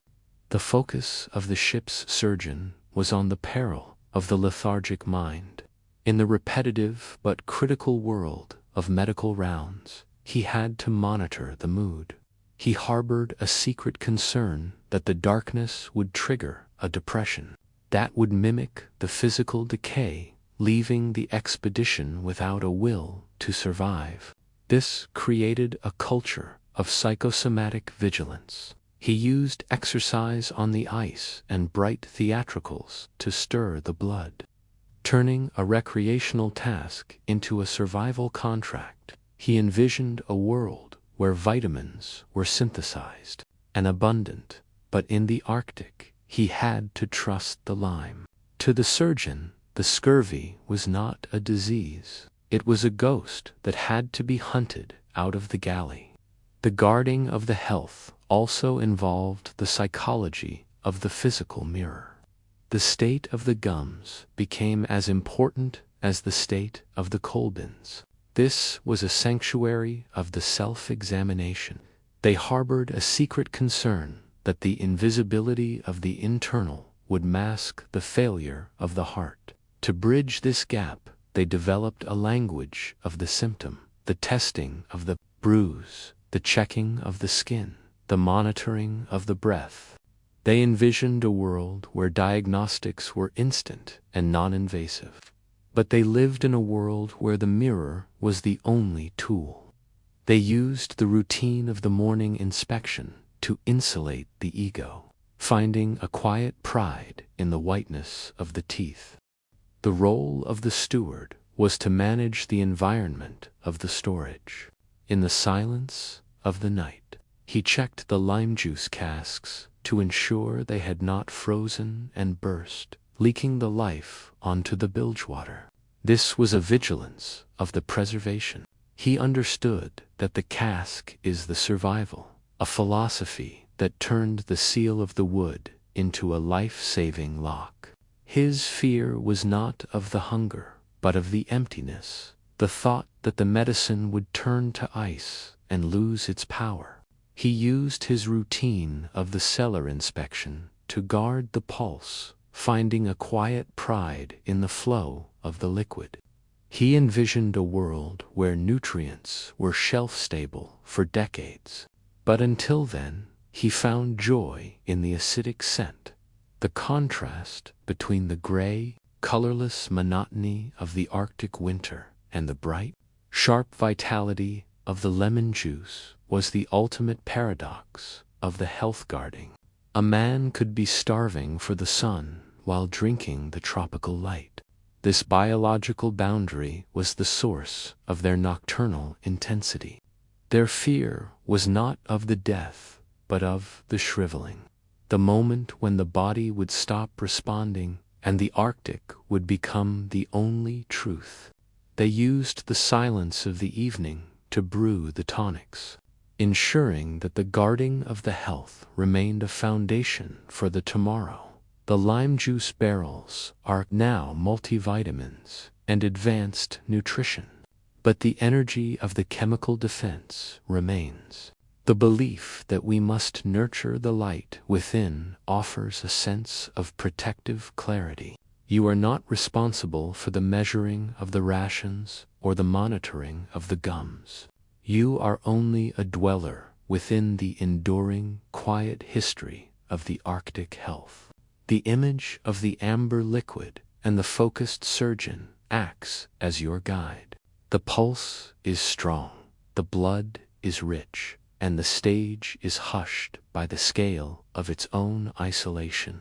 You are secure in the steady, unhurried peace of your own rest, where the only thing that matters is the deep stillness of the room as the crew drifts into the deep, heavy layers of sleep. The navigator remains bound to a small, shivering instrument, the magnetic compass. In the late 19th century, approaching the magnetic North Pole meant entering a zone of the trembling direction, where the needle began to dance or dip toward the center of the Earth. This was a protocol of the orientation, where the rest could only be a stable act if the location of the world was anchored by the iron. They harbored a secret concern that the magnetic storms would shatter the logic of the compass, leaving the expedition as a timeless ghost in a directionless void. They viewed the brass binnacle not as a tool, but as a biological anchor, turning the flicker of the needle into a pulse of the destiny. As you settle into the steady, unmoving calm of the evening, imagine the atmosphere inside the chart room as the magnets are adjusted.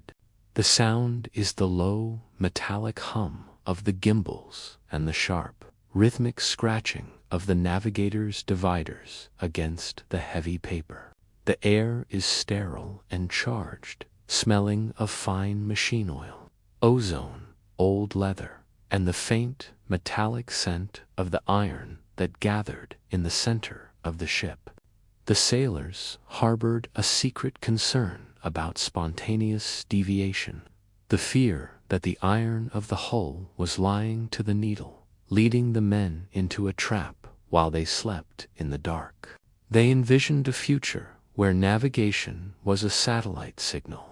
But in the 1870s, they were navigators of the dip, turning the reading of the card into a ritual of survival. The magnetic silence was a study in navigational rigidity.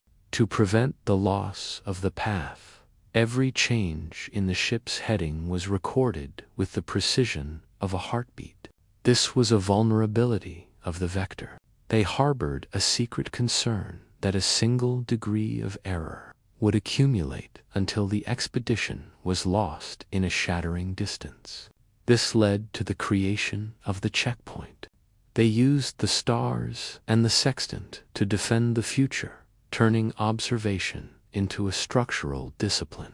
They understood that location is a fragile truth, a philosophy that turned the winding of the log into a reassurance of the home. They used their routine of the noonday fix to anchor the spirit. Finding a meditative peace in the validity of the line, the focus of the master was on the peril of the magnetic storm. In the repetitive but critical world of data collection, he had to monitor the fluctuation. He harbored a secret concern that the aurora would electrify the instruments until the needles spun in a circle, leaving the expedition without a sense of the up or down.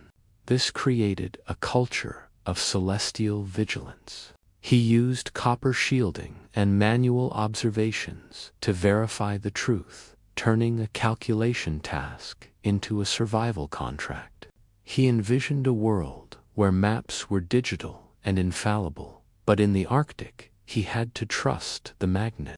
To the master, the compass was not a device. It was a nerve that had to be protected against the static of the pole.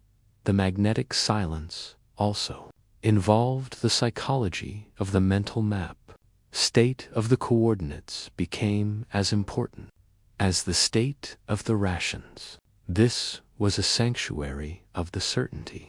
They harbored a secret concern that the formless white would invade the brain and erase the sense of the self. To bridge this gap, they developed a language of the position, the plotting of the course, the naming of the bays, the marking of the drift. They envisioned a world where location was instant and effortless, but they lived in a world where the math was the only way. They used the routine of the evening plot to insulate the ego, finding a quiet pride in the neatness of the chart. The role of the quartermaster was to manage the environment of the iron in the silence of the watch. He ensured that no stray metal was placed near the binnacle, which would deflect the needle and deceive the ship.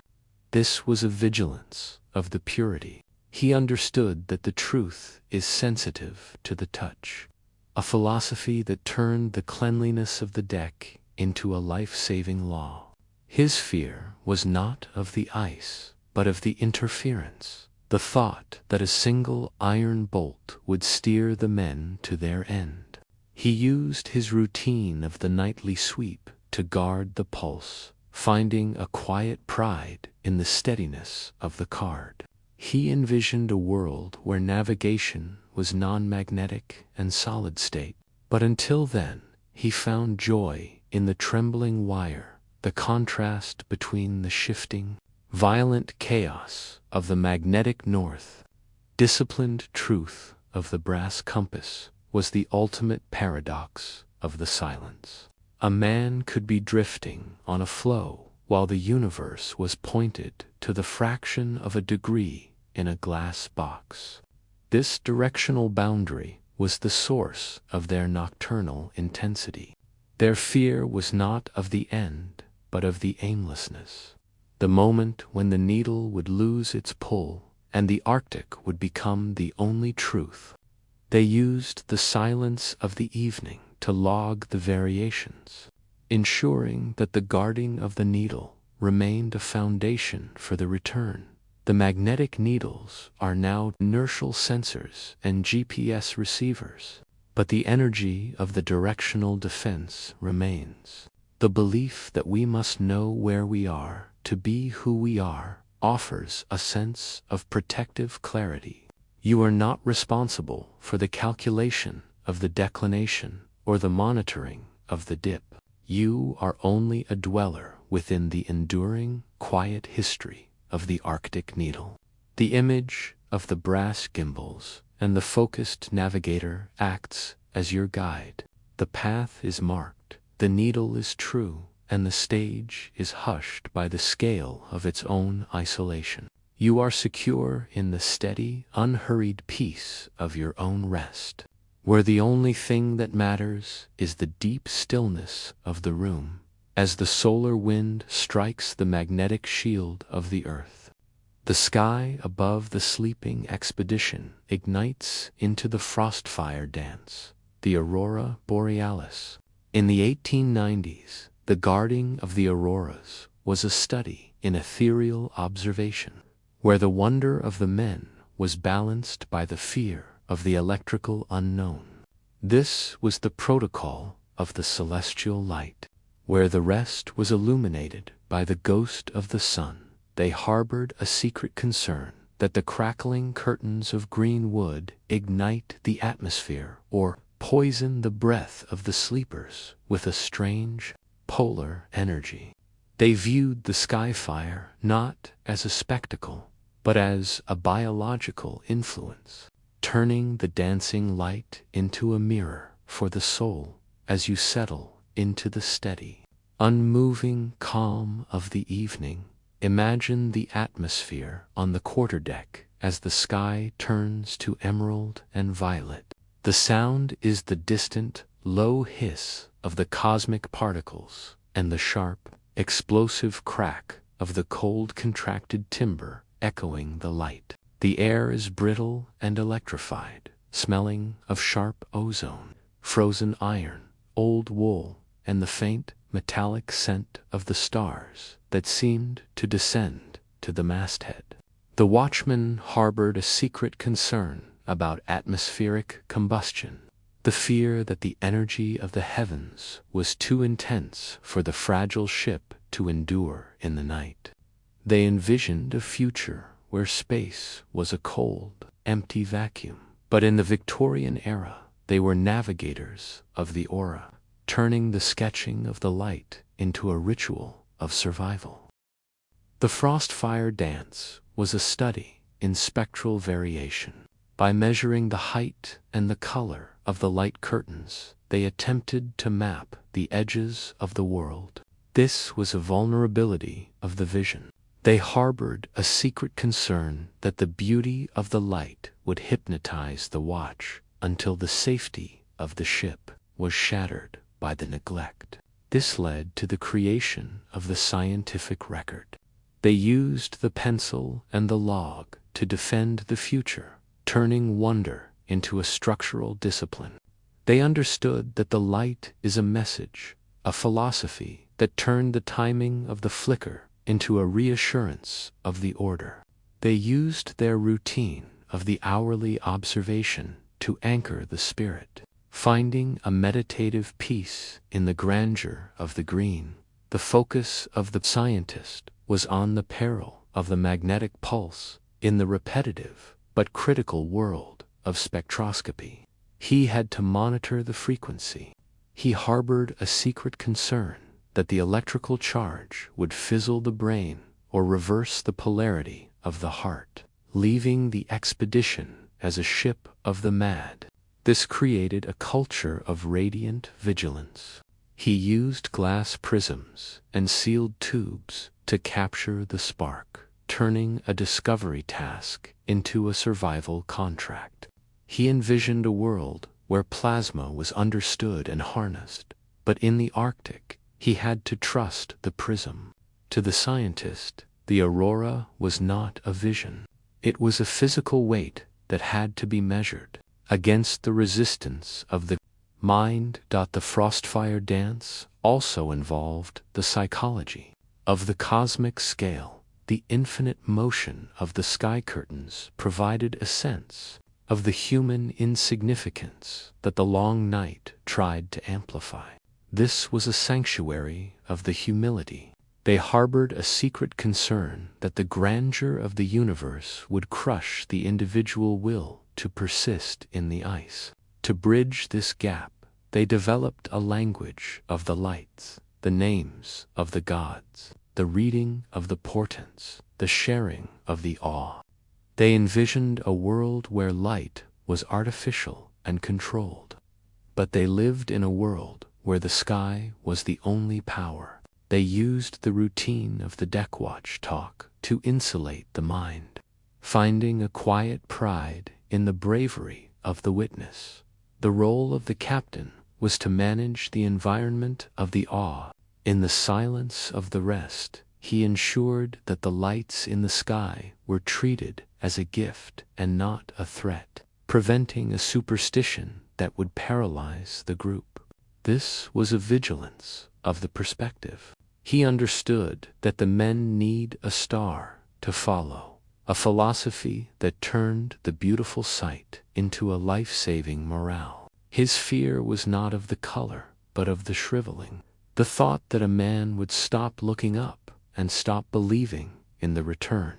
He used his routine of the shared observation to guard the pulse, finding a quiet pride in the brightening of the eyes.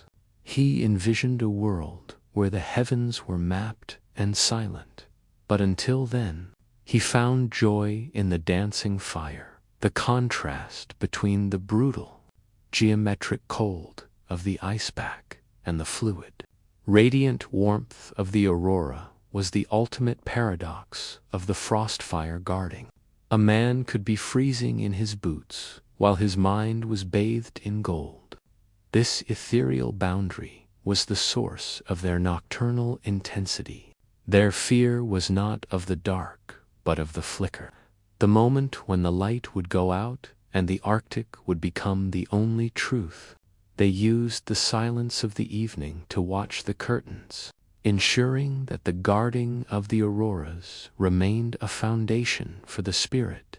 The curtains of light are now satellite imagery and solar weather forecasts, but the energy of the cosmic wonder remains. The belief that we are part of a luminous world offers a sense of protective clarity. You are not responsible for the sketching of the colors or the monitoring of the pulse. You are only a dweller within the enduring, quiet history of the Arctic fire. The image of the green sky and the shadowed watchman acts as your guide. The light is dancing, the shield is strong, and the stage is hushed by the scale of its own isolation. You are secure in the steady, unhurried peace of your own rest, where the only thing that matters is the deep stillness of the room, while the men retreat into the architecture of the ship. The primary engines of the expedition, the Greenland Huskies, settle into a biological architecture of the drift. In the 1890s, these animals were not pets, but thermal partners, specialized organisms that could hibernate on the open ice while the thermometer fell to 60 below. This was the protocol of the living hearth, where the rest of the expedition was guarded by the animal pulse. They harbored a secret concern that the bond of the species would fail in the hunger, or that the cold would freeze the blood of the dogs while they slept in the snow. They viewed the huddled pack not as a kennel, but as a strategic reserve of the heart, turning the animal heat into a shield for the march as you settle into the steady, unmoving calm of the evening. Imagine the atmosphere on the snow deck as the dogs burrow for the night. The sound is the low, rhythmic whimpering of the dreaming pack and the sharp, dry rasp of the ice shovels as the drivers bed them down.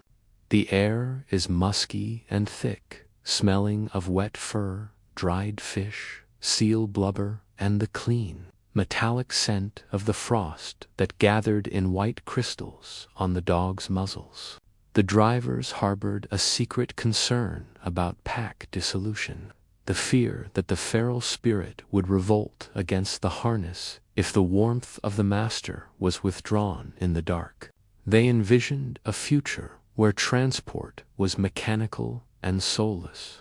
But in the Arctic, they were navigators of the instinct, turning the pat of the head into a ritual of survival. The sledge dog dream was a study in metabolic efficiency. By curling into a tight circle and covering their noses with their tails, the dogs created a self-contained microclimate that recycled the breath. This was a vulnerability of the surface. They harbored a secret concern that a short-haired dog or a weakened pup would leak the heat until the heart stopped in the middle of the night. This led to the creation of the engineered burrow. They used the drift of the snow to bury the pack, turning a storm into a structural insulator. They understood that the dog is the ice, a philosophy that turned the feeding of the meat into a reassurance of the strength.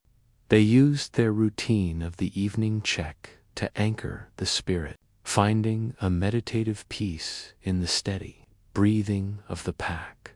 The focus of the dog driver was on the peril of the iced paw in the repetitive but critical world of animal husbandry. He had to monitor the pads. He harbored a secret concern that the frozen salt would crack the skin and fester the bone, leaving the expedition without a motor for the return. This created a culture of canine vigilance. He used fur booties and tallow grease to seal the life, turning a kennel task into a survival contract. He envisioned a world where tires and tracks replaced the paw, but in the Arctic, he had to trust the muscle. To the driver, the dog was not a beast.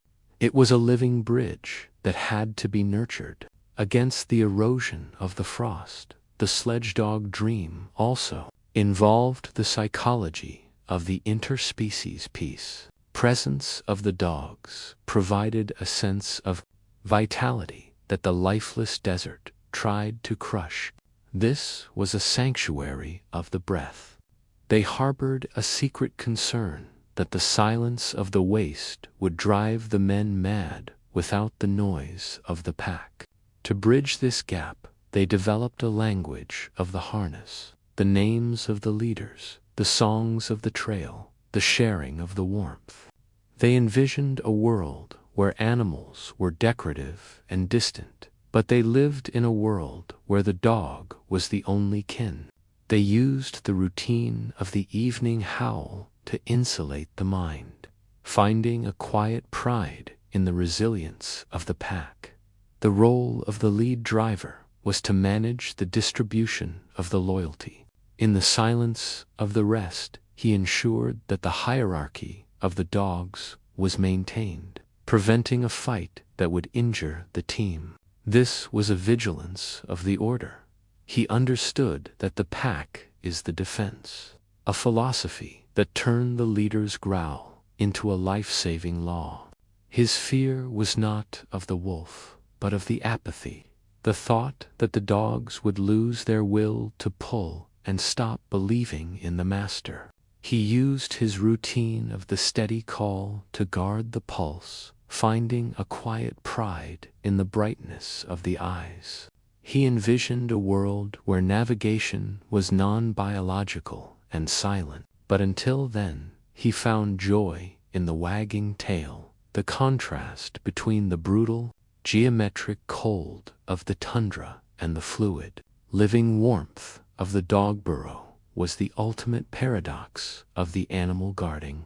A man could be shivering in his tent while his dogs were sleeping in comfort beneath a foot of snow. This biological boundary was the source of their nocturnal intensity. Their fear was not of the bite, but of the stillness, the moment when the bark would go silent and the Arctic would become the only truth. They used the silence of the evening to watch the drifts, ensuring that the guarding of the animal heat remained a foundation for the tomorrow. The dog teams are now snowmobiles and tracked vehicles, but the energy of the shared life remains.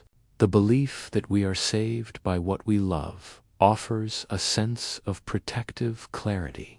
You are not responsible for the greasing of the paws or the monitoring of the pack. You are only a dweller within the enduring, quiet history of the Arctic dog. The image of the curled husky and the soft snowbed acts as your guide. The breath is warm, the pack is safe, and the stage is hushed by the scale of its own isolation. You are secure in the steady, unhurried peace of your own rest, where the only thing that matters is the deep stillness of the room. As the expedition encounters the ruins of the predecessors, they engage in the guarding of the artifact, the study of the whalebone architecture left by the Thule and Inuit peoples. In the 1850s, these arched ribs of the Leviathan served as a stone and bone memory of how to thrive in the ice. This was a protocol of the ancestry where the rest was sheltered by the ghosts of the ancients. They harbored a secret concern that the modern ship was a flimsy toy compared to the subterranean wisdom of the bonehound. They viewed the whale rib not as a curiosity, but as a biological blueprint, turning the skeleton of the sea into a shield for the soul. As you settle into the steady, unmoving calm of the evening, imagine the atmosphere inside a sunken bone welling as the explorers explore. The sound is the low, resonant echo of the wind through the jawbones and the sharp, dry crunch of the ancient gravel. The air is stagnant and earthy, smelling of fossilized oil, cold stone, dried moss, and the faint metallic scent of the centuries that gathered in the shadows. The sailors harbored a secret concern about archaeological hubris, the fear that their steam and iron were inferior to the bone and hide of those who slept here for 1,000 years. They envisioned a future where history was a digital archive, but in the Arctic they were navigators of the ruin, turning the touch of the rib into a ritual of survival. The whalebone architecture was a study in organic geometry. By arching the massive ribs of the bowhead whale to support a roof of turf, the ancients created a thermal dome that defied the wind. This was a vulnerability of the knowledge.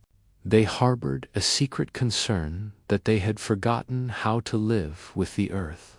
This led to the creation of the learned camp. They used the techniques of the Inuit to defend the future, turning observation into a structural discipline. They understood that the bone is the truth, a philosophy that turned the studying of the joints into a reassurance of the survival. They used their routine of the site mapping to anchor the spirit, finding a meditative peace in the strength of the structure. The focus of the scientist was on the peril of the vanishing culture. In the repetitive but critical world of ethnography, he had to monitor the decline. He harbored a secret concern that the iron of the West would erase the wisdom of the North, leaving the world without a voice for the ice. This created a culture of cultural vigilance. He used sketches and measurements to save the story, turning a collection task into a survival contract. He envisioned a world where wisdom was a global network, but in the Arctic, he had to trust the bone. To the scientist, the whale rib was not a relic. It was a living lesson that had to be protected against the erosion of the frost. The whalebone architecture also involved the psychology of the deep time.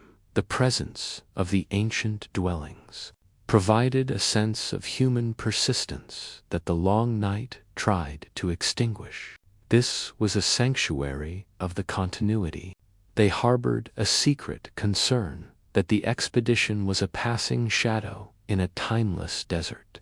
To bridge this gap, they developed a language of the origin, the names of the tribes, the myths of the whale, the sharing of the history. They envisioned a world where time was a linear progression, but they lived in a world where the past was always present. They used the routine of the evening campfire talk to insulate the mind, finding a quiet pride in the longevity of the race. The role of the doctor was to manage the environment of the respect. In the silence of the rest, he ensured that the remains of the ancients were treated with dignity, preventing a bad luck or desecration that would demoralize the crew. This was a vigilance of the sacred.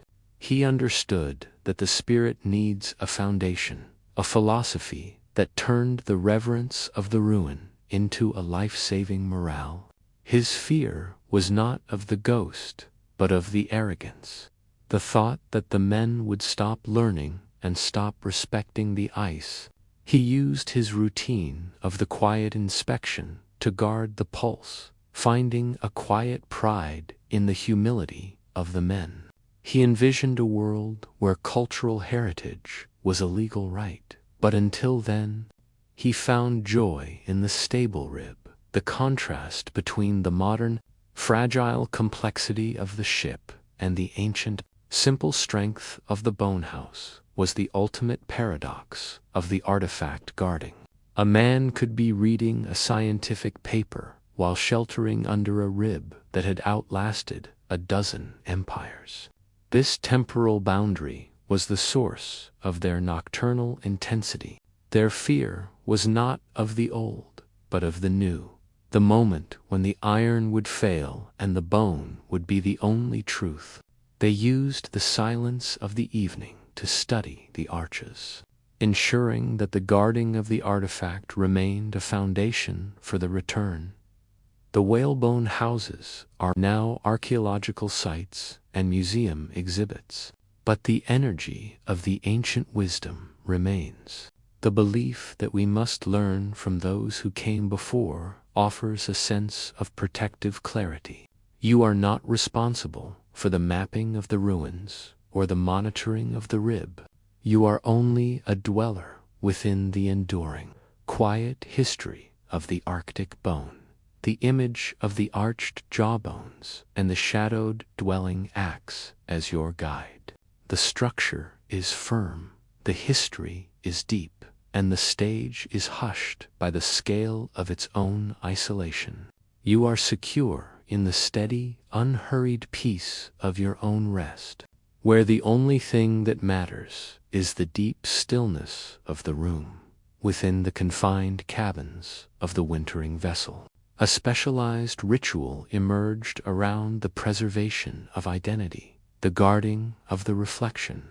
In the 1870s, as the sun vanished and the world turned into a featureless white blur, the mirror became a psychological anchor, a way to confirm the existence of the self against the void.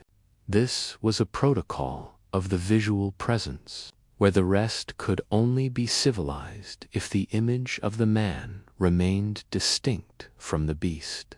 They harbored a secret concern that the polar night would smear the features and gray the eyes until they no longer recognized the face in the glass. They viewed the shaving glass not as a vanity, but as a biological verification, turning the silvered surface into a shield for the personality. As you settle into the steady, unmoving calm of the evening, Imagine the atmosphere in the officer's mess as a man trims his beard by candlelight. The sound is the rhythmic, metallic scrape of the straight razor and the soft, liquid splash of warm water in a tin basin. The air is heavy and humid, smelling of bay rum, lye soap, tallow candles, and the sharp metallic scent of the frost that gathered on the back of the mirror. The men harbored a secret concern about facial erasure, the fear that the monotony of the ice was bleaching the soul while they slept in the dark. They envisioned a future where high-definition cameras captured every pore. But in the Victorian era, they were navigators of the silver, turning the cleanness of the jaw into a ritual of survival. The frozen mirror was a study in civilized maintenance. To prevent a slide into apathy, the men were encouraged to maintain the appearance of a London gentleman or a disciplined sailor. This was a vulnerability of the grooming. They harbored a secret concern that letting the hair grow wild would lead to a wildness of the mind. This led to the creation of the groomed birth.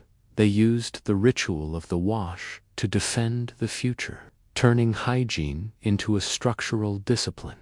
They understood that dignity is a physical state, a philosophy that turned the combing of the hair into a reassurance of the order.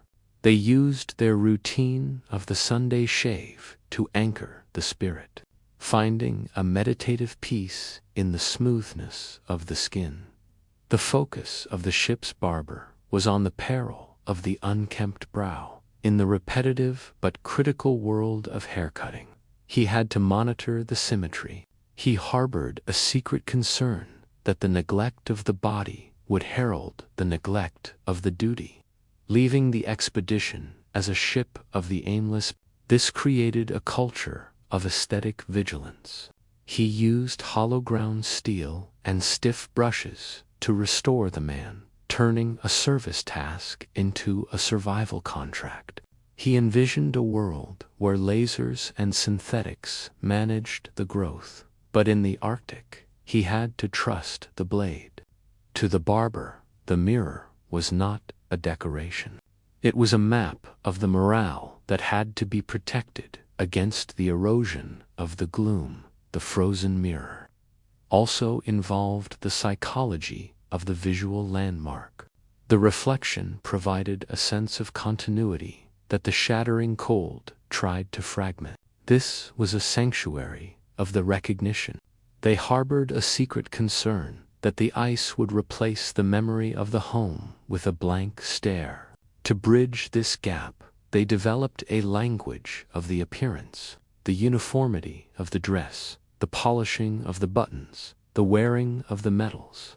They envisioned a world where filters and avatars altered the truth, but they lived in a world where the glass told no lies. They used the routine of the morning self-check to insulate the ego, finding a quiet pride in the straightness of the collar. The role of the first mate was to manage the environment of the standards. In the silence of the inspection, he ensured that the men looked like men, preventing a slovenliness that would signal a surrender to the elements. This was a vigilance of the presentation. He understood that the eye needs a limit. His fear was not of the dirt, but of the blur. The thought that a man would lose interest in himself and stop trying to be seen. He used his routine of the morning parade to guard the pulse, finding a quiet pride in the brightness of the brass. He envisioned a world where image was managed by a machine, but until then, he found joy in the clear reflection, the contrast between the brutal, unchanging mask of the polar tundra and the specific, human detail of the face was the ultimate paradox of the reflection guarding. A man could be surrounded by 1,000,000 miles of white while focusing on a single hair in a piece of glass. This visual boundary was the source of their nocturnal intensity. Their fear was not of the scar, but of the fading, the moment when the mirror would show nothing, and the Arctic would become the only truth.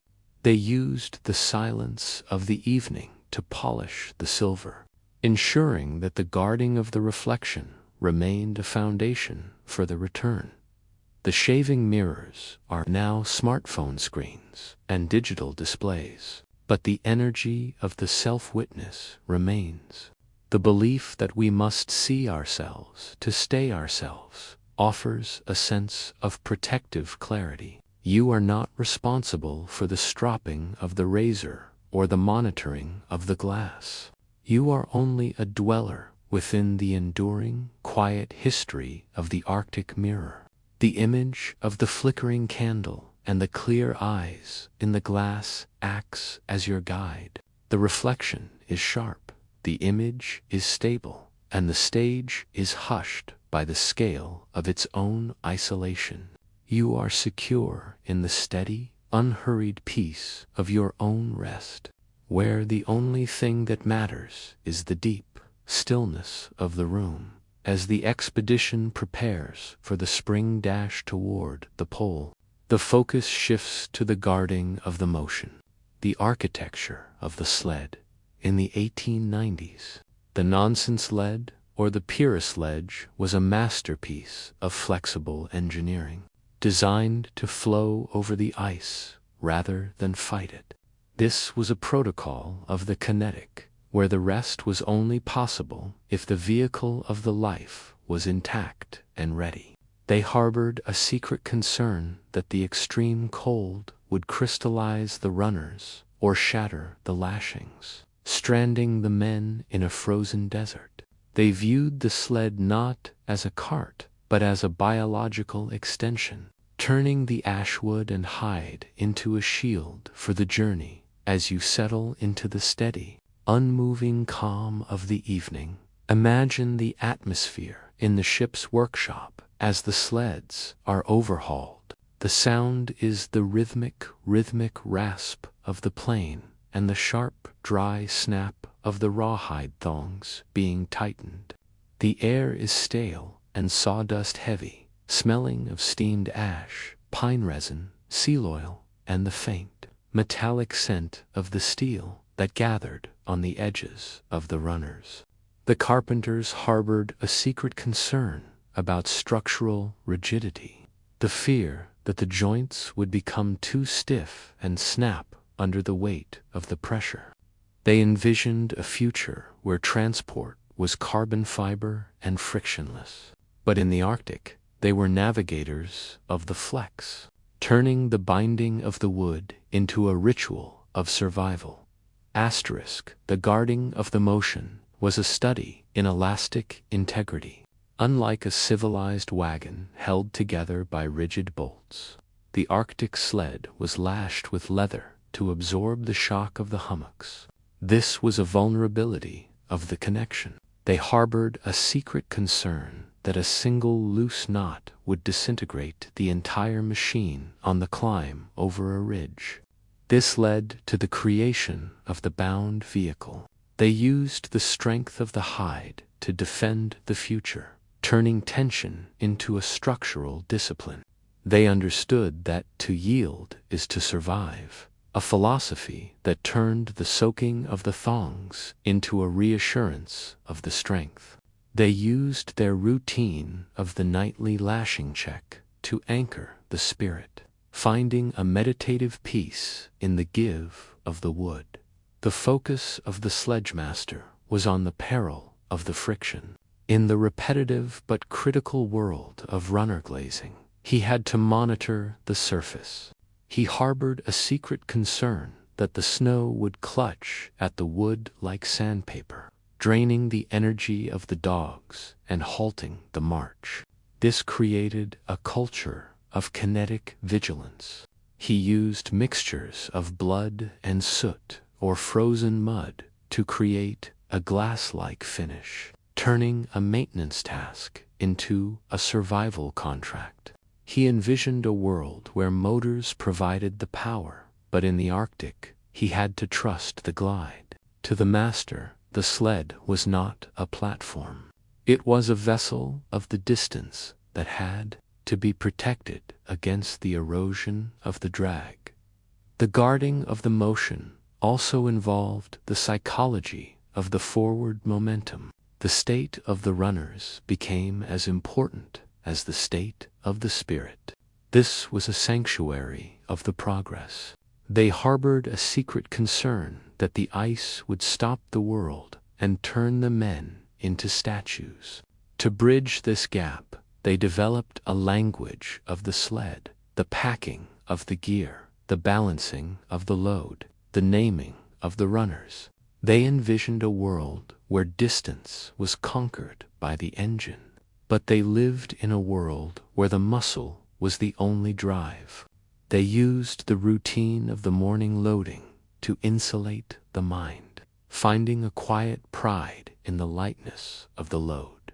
The role of the driver was to manage the environment of the strain. In the silence of the march, he ensured that the sled followed the ice, preventing a tip-over or a crack-up that would leave the party vulnerable. This was a vigilance of the balance. He understood that the sled is the home, a philosophy that turned the smooth path into a life-saving medicine. His fear was not of the weight, but of the stutter, the thought that the rhythm of the motion would be broken by the chaos. He used his routine of the steady call and the gentle whip crack to guard the pulse, finding a quiet pride in the straightness of the track. He envisioned a world where transport was automated and unfeeling, but until then, he found joy in the sliding wood. The contrast between the rugged, jagged chaos of the pressurage and the sleek, graceful motion of the sled was the ultimate paradox of the motion guarding. A man could be struggling for breath while his gear was floating on a whisper. This kinetic boundary was the source of their nocturnal intensity. Their fear was not of the labor, but of the immobility, the moment when the runners would stop and the Arctic would become the only truth. They used the silence of the evening to wax the wood, ensuring that the guarding of the motion remained a foundation for the return. The ashwood sleds are now plastic pulks and motorized sledges, but the energy of the efficient glide remains. The belief that we must keep moving to stay alive offers a sense of protective clarity. You are not responsible for the lashing of the thongs or the glazing of the runners. You are only a dweller within the enduring, quiet history of the Arctic sled. The image of the long, elegant wood and the shadowed driver acts as your guide. The runners are smooth, the bindings are tight, and the stage is hushed by the scale of its own isolation. You are secure in the steady, unhurried peace of your own rest, where the only thing that matters is the deep stillness of the room. As the expedition settles into the profound isolation of the big dark, the crew begins to engage in the guarding of the echo. In the 1850s, the soundscape of the Arctic was not a void, but a psychological architecture of the hearing, where the survival of the mind depended on the presence of the familiar vibration. They harbored a secret concern that the limitless, absorbent snow would swallow the human voice and erase the sense of the social space, leaving each man as a silent ghost in a shattering vacuum. They viewed the sound of the ship not as a nuisance, but as a biological reassurance, turning the clatter of the galley into a shield for the sanity as you settle into the steady, unmoving calm of the evening. Imagine the atmosphere inside the berth deck as the night watch begins. The sound is the low, rhythmic hum of the ventilation fans and the sharp, dry snap of the ice-contracted timber echoing through the hull. The air is stagnant and still, smelling of lamp oil, old tobacco, damp wool, and the faint metallic scent of the frost that gathered in white needles along the air shafts. The sailors harbored a secret concern about auditory atrophy, the fear that the ears would forget the music of the world in the monotony of the gale. They envisioned a future where digital recordings preserved every note, but in the Victorian era, they were navigators of the vibration, turning the humming of a tune into a ritual of survival. The guarding of the echo was a study in managed resonance.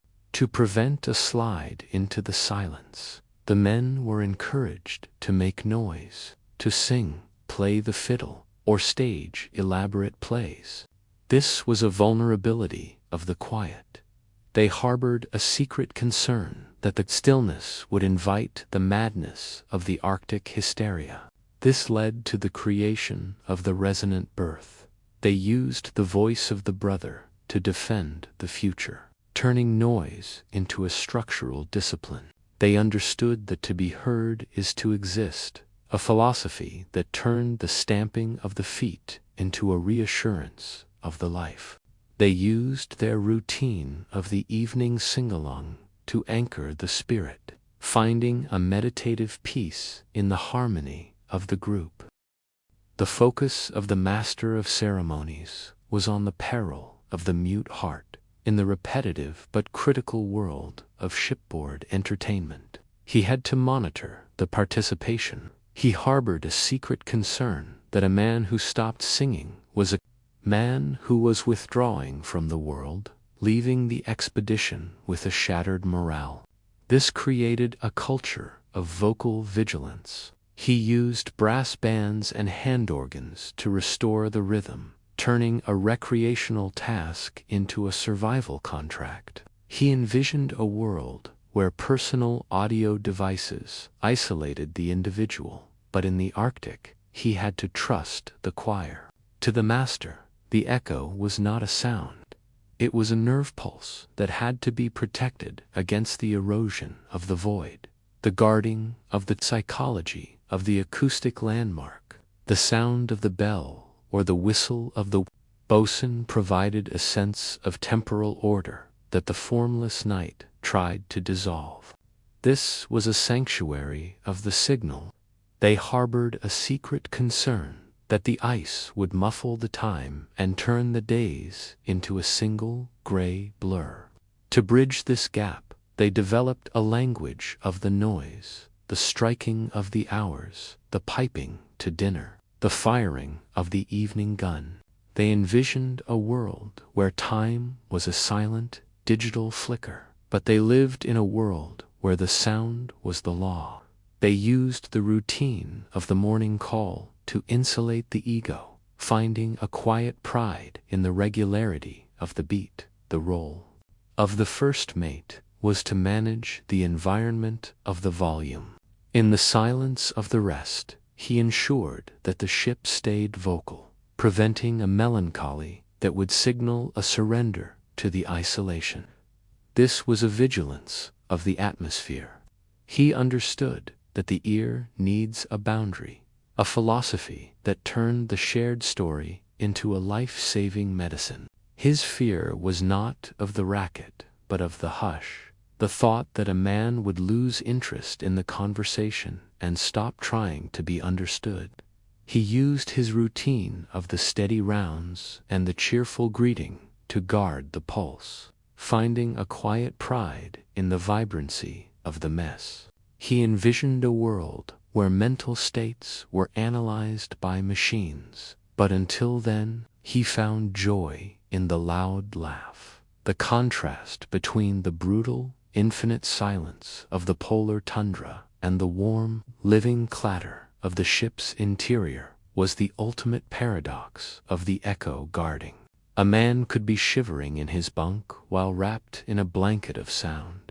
This acoustic boundary was the source of their nocturnal intensity. Their fear was not of the din, but of the fading. The moment when the voices would stop and the Arctic would become the only truth. They used the silence of the evening to tune the instruments, ensuring that the guarding of the echo remained a foundation for the return. The brass horns and fiddles are now streaming services and noise-canceling headphones. But the energy of the shared vibration remains. The belief that we must speak to be remembered offers a sense of protective clarity. You are not responsible for the tuning of the fiddle or the monitoring of the song. You are only a dweller within the enduring, quiet history of the Arctic echo. The image of the gathered singers and the warm cabin acts as your guide. The rhythm is steady, the voice is clear, and the stage is hushed by the scale of its own isolation. You are secure in the steady, unhurried peace of your own rest, where the only thing that matters is the deep stillness of the room. As the final defense against the absolute zero, the expedition relies on the guarding of the mineral heat, the architecture of the coal bin. In the 1870s, coal was not a commodity, but a compressed sun, a fossilized energy that served as the primary life support for the frozen machine. This was a protocol of the carbon, where the rest of the crew was guarded by the black stone. They harbored a secret concern that the mountain of fuel would vanish into the ash before the ice lock broke, leaving the expedition as a cold, dead tomb in a shattering night. They viewed the coal lump not as a mineral, but as a biological hourglass, turning the weight of the bunker into a shield for the future. As you settle into the steady, unmoving calm of the evening, imagine the atmosphere inside the hold as the cold halley is taken. The sound is the dry, rhythmic crunch of the shovel and the sharp, metallic clink of the iron bucket being filled. The air is heavy and dusty, smelling of anthracite, charred wood, machine oil, and the faint, metallic scent of the sulfur that gathered in black clouds along the bulkheads. The engineers harbored a secret concern about thermal exhaustion, the fear that the ship was eating itself to stay alive while they slept in the dark. They envisioned a future where energy was a wireless, nuclear pulse, but in the Victorian era, they were navigators of the furnace, turning the shoveling of the stone into a ritual of survival. The guarding of the mineral heat was a study in caloric precision.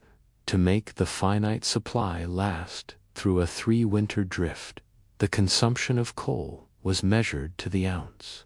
This was a vulnerability of the math. They harbored a secret concern that a warm cabin today meant a frozen death tomorrow. This led to the creation of the frugal hearth. They used the measurement of the temperature to defend the future, turning conservation into a structural discipline. They understood that heat is a debt, a philosophy that turned the banking of the fire into a reassurance of the solvency. They used their routine of the nightly kolchak to anchor the spirit, finding a meditative peace in the steadiness of the supply. The focus of the chief engineer was on the peril of the spontaneous combustion. In the repetitive but critical world of fuel management, he had to monitor the temperature of the hold. He harbored a secret concern that the coal would ignite itself in a hidden, smoldering fire, consuming the ship from within while the crew was helpless against the ice. This created a culture of subterranean vigilance. He used iron thermometers and ventilation shafts to guard the stone, turning a storage task into a survival contract. He envisioned a world where fuels were stable and inert, but in the Arctic, he had to trust the bin. To the engineer, the coal was not a resource. It was a beating heart that had to be protected against the erosion of the frost. The guarding of The mineral heat also involved the psychology of the solid light. The presence of the coal mountain provided a sense of security that the formless white tried to undermine. This was a sanctuary of the material. They harbored a secret concern that the ice would outlast the carbon. To bridge this gap, they developed a language of the fuel, the counting of the bags, the ranking of the burns, the naming of the seams. They envisioned a world where energy was invisible and limitless, but they lived in a world where the rock was the only power. They used the routine of the evening stoke to insulate the mind, finding a quiet pride in the strength of the furnace. The role of the quartermaster was to manage the environment of the distribution. In the silence of the rest, he ensured that no coal was wasted on trivial comforts, preventing a profligacy that would signal a surrender to the elements. This was a vigilance of the economy. He understood that the fire is the clock, a philosophy that turned the level of the bin into a life-saving signal. His fear was not of the smoke, but of the emptiness, the thought that the last lump would be burned for a minor reason. He used his routine of the steady rounds and the careful weighing to guard the pulse, finding a quiet pride in the efficiency of the burn. He envisioned a world where energy was clean and effortless, but until then, he found joy in the black dust. The contrast between the brutal external cold of the polar winter and the deep internal heat of the ancient carbon was the ultimate paradox of the mineral guarding. A man could be drifting in a tropical dream while burning the bones of a forest from 1,000,000 years ago. This geological boundary was the source of their nocturnal intensity. Their fear was not of the dark, but of the ash, the moment when the heat would be gone and the Arctic would become the only truth. They used the silence of the evening to sift the cinders, ensuring that the guarding of the mineral heat remained a foundation for the return. The coal bunkers are now diesel tanks and electric batteries, but the energy of the preserved sun remains. The belief that we must store the light to survive the night offers a sense of protective clarity. You are not responsible for the shoveling of the coal or the monitoring of the bin. You are only a dweller within the enduring, quiet history of the Arctic coal. The image of the iron furnace and the black stone acts as your guide. The fire is steady, the bin is full, and the stage is hushed by the scale of its own isolation. You are secure in the steady, unhurried peace of your own rest, where the only thing that matters is the deep stillness of the room. In the deepening hush of the polar midnight, the guarding of the script became the architecture of the permanent memory. In the 1870s, the logbook was not merely a record, but a verbal shield against the erasure of the self. They harbored a secret concern that the formless white geography would bleach the mind until the men forgot their own names and the purpose of the journey. They viewed the inkpot not as a clerical supply, but as a biological preservation fluid, turning the black fluid into a refuge for the identity. As you settle into the steady, unmoving calm of the evening, imagine the atmosphere inside the navigator's cabin as the day's entry is inscribed. The sound is the rhythmic scratch of the steel nib and the soft, liquid sigh of the inkwell being uncapped. The air is stagnant and sharp, smelling of iron gall, old parchment, sealing wax, and the clean, metallic scent of the frost that gathered in white ferns along the edges of the desk.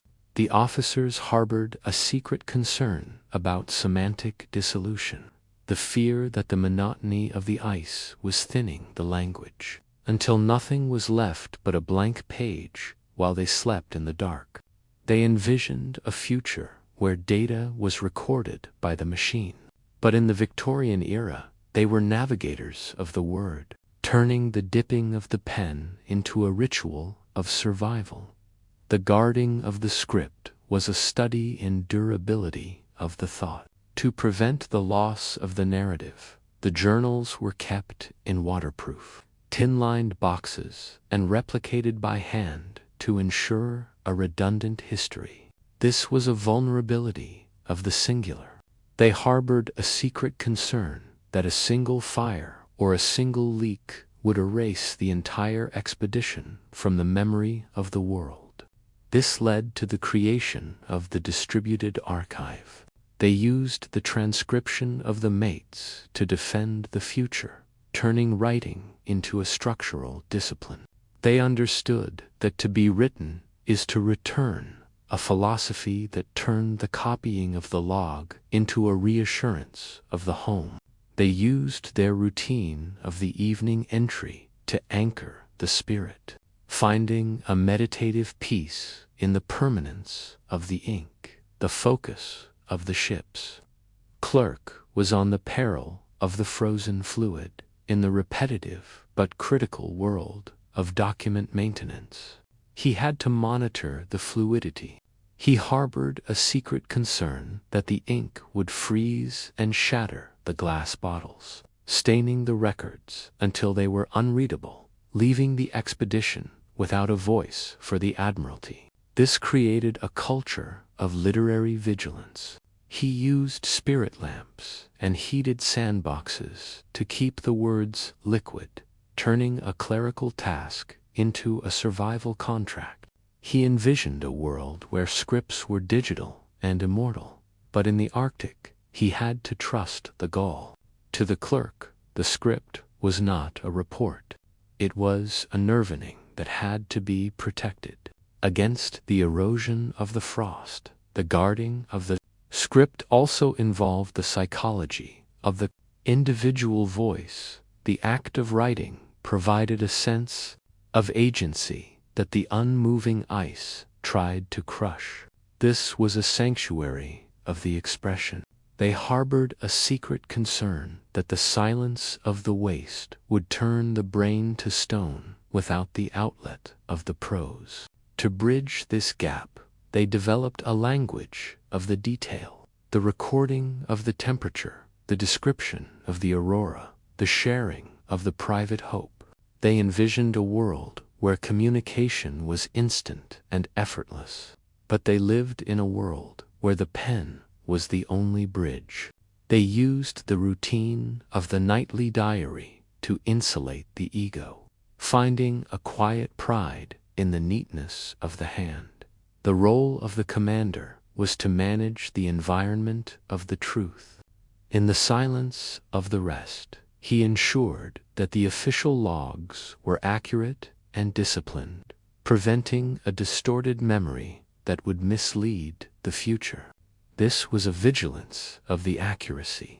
He understood that the record is the monument, a philosophy that turned the careful observation into a life-saving duty.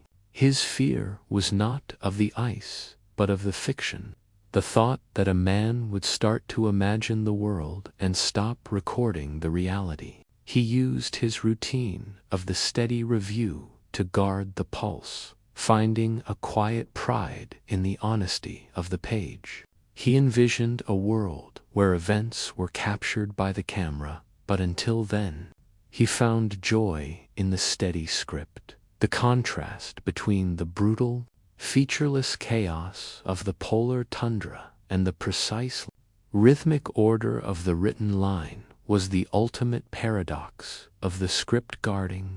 A man could be lost in a whiteout while his path was etched in black on a piece of paper.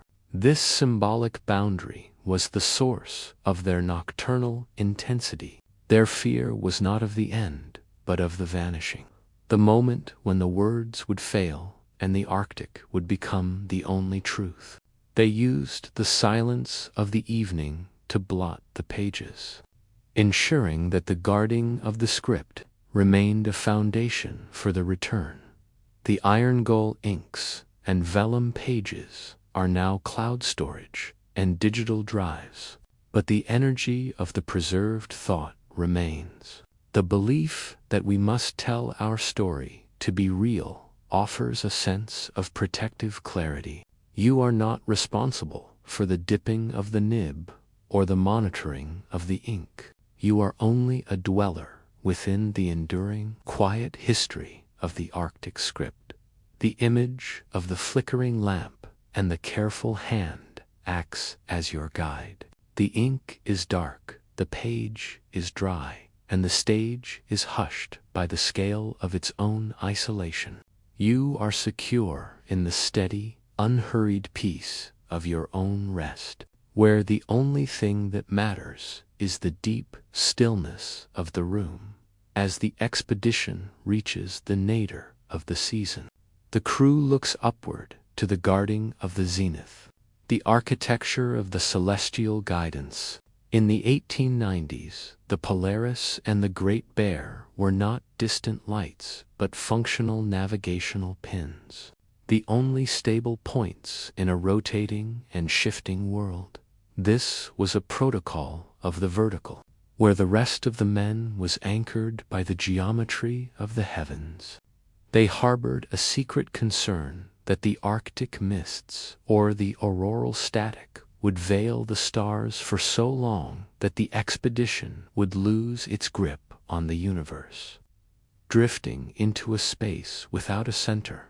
They viewed the starlight not as a beauty, but as a biological requirement, turning the twinkle of the fire into a shield for the direction as you settle into the steady, unmoving calm of the evening. Imagine the atmosphere on the observation deck as the sextant is raised. The sound is the dry, metallic click of the vernier scale and the sharp, rhythmic breathing of the observer as he fights the shivering of the deep cold. The air is razor thin and electric, smelling of ozone, frozen brass, heavy wool, and the clean metallic scent of the stars that seem to pierce the very timber of the ship. The navigators harbored a secret concern about celestial drifting, the fear that the earth itself was unsteady and that the stars would lead them into the void while they slept in the dark. They envisioned a future where satellites provided the fix. But in the Victorian era, they were navigators of the light, turning the sighting of the star into a ritual of survival. The guarding of the zenith was a study in angular persistence. To prevent the loss of the latitude, the stars were watched with a devotion that bordered on the religious. This was a vulnerability of the horizon. They harbored a secret concern that a clouded month would erase the map of the return. This led to the creation of the constant observatory. They used the transit of the sun when it returned and the peak of the star to defend the future, turning observation into a structural discipline.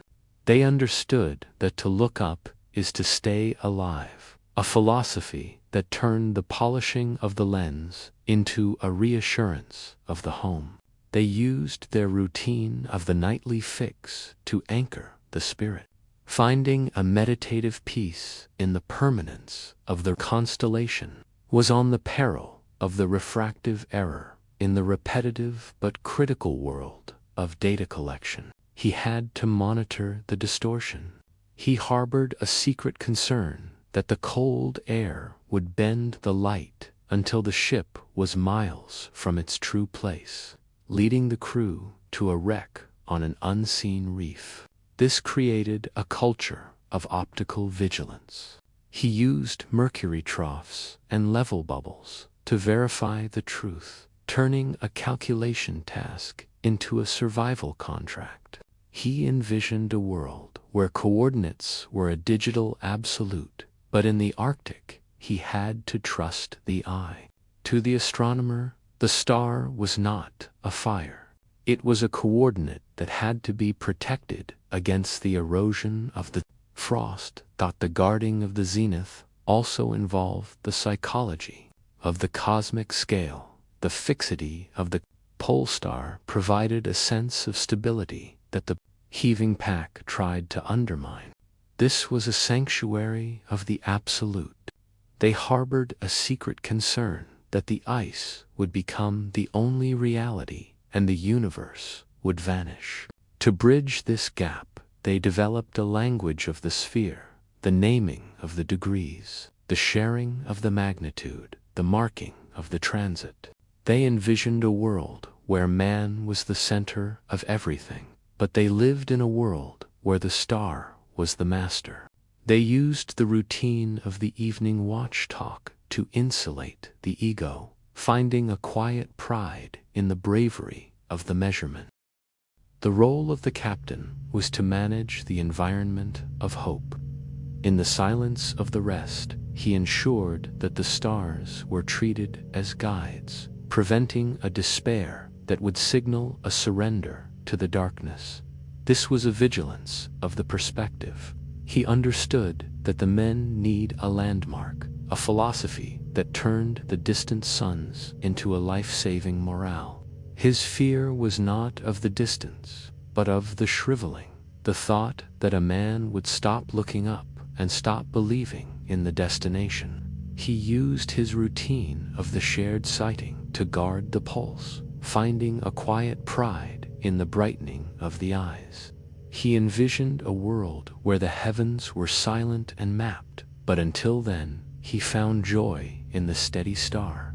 The contrast between the shifting, violent chaos of the frozen sea and the fixed, disciplined order of the celestial sphere was the ultimate paradox of the zenith guarding. A man could be drifting in a white void while his mind was anchored to the fraction of a second in a constellation. This astronomical boundary was the source of their nocturnal intensity. Their fear was not of the cold, but of the flicker, the moment when the star would go out and the Arctic would become the only truth. They used the silence of the evening to clean the telescope, ensuring that the guarding of the zenith remained a foundation for the return. The brass sextants and star charts are now gyro compasses and GPS receivers, but the energy of the celestial defense remains. The belief that we are part of a larger order offers a sense of protective clarity. You are not responsible for the calculation of the angle or the monitoring of the star.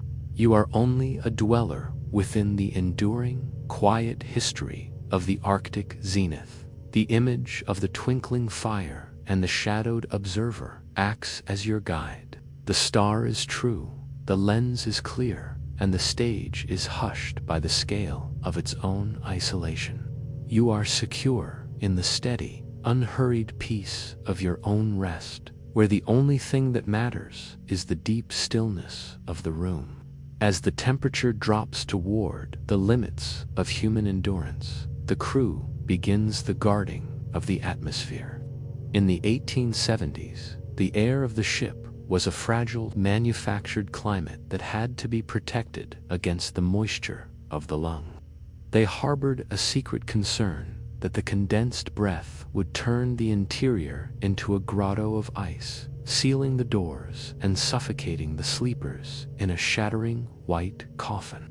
They viewed the ventilation pipe not as a utility, but as a biological windpipe, turning the flow of the oxygen into a shield for the respiration. As you settle into the steady, unmoving calm of the evening, imagine the atmosphere inside the main cabin as the moisture traps are emptied. The sound is the low, rhythmic wheeze of the hand-cranked fans and the sharp, dry snap of the eyes needles falling from the ceiling onto the iron stove. The air is stagnant and crisp, smelling of stale coffee, charred wool, machine oil, and the heavy, metallic scent of the ozone that gathered in blue sparks along the air vents. The engineers harbored a secret concern about internal glaciation. The fear that the humidity of the bodies was building a wall of frost that would isolate the men until they slept in the dark without a breath of the world. They envisioned a future where climates were controlled by a digital pulse, but in the Victorian era, they were navigators of the vapor, turning the scraping of the frost into a ritual of survival. The guarding of the atmosphere was a study in pneumatic balance to prevent the buildup of the lethal gases from the stoves and the lamps. The air was circulated with a devotion that bordered on the obsession. This was a vulnerability of the circulation. They harbored a secret concern that a single blocked pipe would invite the sleep of the carbon. This led to the creation of the breathing vessel. They used the heat of the furnace to drive the draft, turning convection into a structural discipline. They understood that to breathe is to persist, a philosophy that turned the opening of the hatch into a reassurance of the life. They used their routine of the hourly air check to anchor the spirit, finding a meditative peace in the freshness of the intake. The focus of the steward was on the peril of the damp bedding. In the repetitive but critical world of humidity management, he had to monitor the saturation. He harbored a secret concern that the breath of the men would soak the blankets until they lost their loft and became a conductor of the cold, leaving the expedition as a ship of the shivering. This created a culture of atmospheric vigilance. He used charcoal heaters and dryer bellows to restore the shield, turning a cleaning task into a survival contract. He envisioned a world where materials were hydrophobic and eternal, but in the Arctic, he had to trust the wool. To the steward, the atmosphere was not a space. It was a fluid that had to be protected against the erosion of the frost. The guarding of the atmosphere also involved the psychology of the shared breath. The warmth of the cabin air provided a sense of the biological community that the external vacuum tried to extinguish. This was a sanctuary of the reassurance. They harbored a secret concern that the ice would freeze the words before they could be heard. To bridge this gap, they developed a language of the ventilation, the marking of the draft, the sharing of the stove, the timing of the airing. They envisioned a world where air was a sterile and invisible utility. But they lived in a world where the breath was the only heat. They used the routine of the evening gathering to insulate the mind, finding a quiet pride in the comfort of the circle. The role of the doctor was to manage the environment of the purity. In the silence of the rest, he ensured that the air remained vital, preventing a lethargy that would signal a surrender to the elements. This was a vigilance of the respiration. He understood that the blood needs the oxygen, a philosophy that turned the clear intake into a life-saving medicine. His fear was not of the smell, but of the heaviness, the thought that the air would become thick and stop supporting the heart. He used his routine of the steady rounds and the checking of the vents to guard the pulse, finding a quiet pride in the brightness of the eyes. He envisioned a world where air quality was monitored by a sensor, but until then, he found joy in the sharp intake. The contrast between the brutal, external vacuum of the pole and the warm, living breath of the cabin was the ultimate paradox of atmosphere guarding. A man could be resting in a cloud while standing on a glacier. This respiratory boundary was the source of their nocturnal intensity. Their fear was not of the dark, but of the stagnation, the moment when the pipes would fail and the Arctic would become the only truth. They used the silence of the evening to clear the ice, ensuring that the guarding of the atmosphere remained a foundation for tomorrow. The hand-cranked fans and iron vents are now HVAC systems and scrubbers, but the energy of the shared breath remains. The belief that we must breathe together to survive offers a sense of protective clarity. You are not responsible for the scraping of the frost or the monitoring of the intake. You are only a dweller within the enduring, quiet history of the Arctic atmosphere. The image of the rising steam and the warm cabin acts as your guide. The air is fresh, the flow is steady, and the stage is hushed by the scale of its own isolation. You are secure in the steady, unhurried peace of your own rest, where the only thing that matters is the deep stillness of the room. As the expedition reaches the limits of structural integrity, the crew engages in the guarding of resilience, the architecture of the final stand. In the 1890s, this was not a physical fortification, but a psychological construction of the will. They harbored a secret concern that the constant pressure would warp the character as it warped the hull, leaving the men as hollow shells of their former selves. They viewed the routine not as a burden, but as a biological splint, turning the daily task into a shield for the future. As you settle into the steady, unmoving calm of the evening, imagine the atmosphere inside the wardroom as the final plan is discussed. The sound is the low, measured talk of the leaders and the sharp, dry snap of the maps being unrolled. The air is stagnant and heavy, smelling of dry paper, tallow, stale tobacco, and the clean, metallic scent of the resolve that gathered in the eyes of the crew. The officers harbored a secret concern about moral collapse, the fear that the men would stop caring about the mission.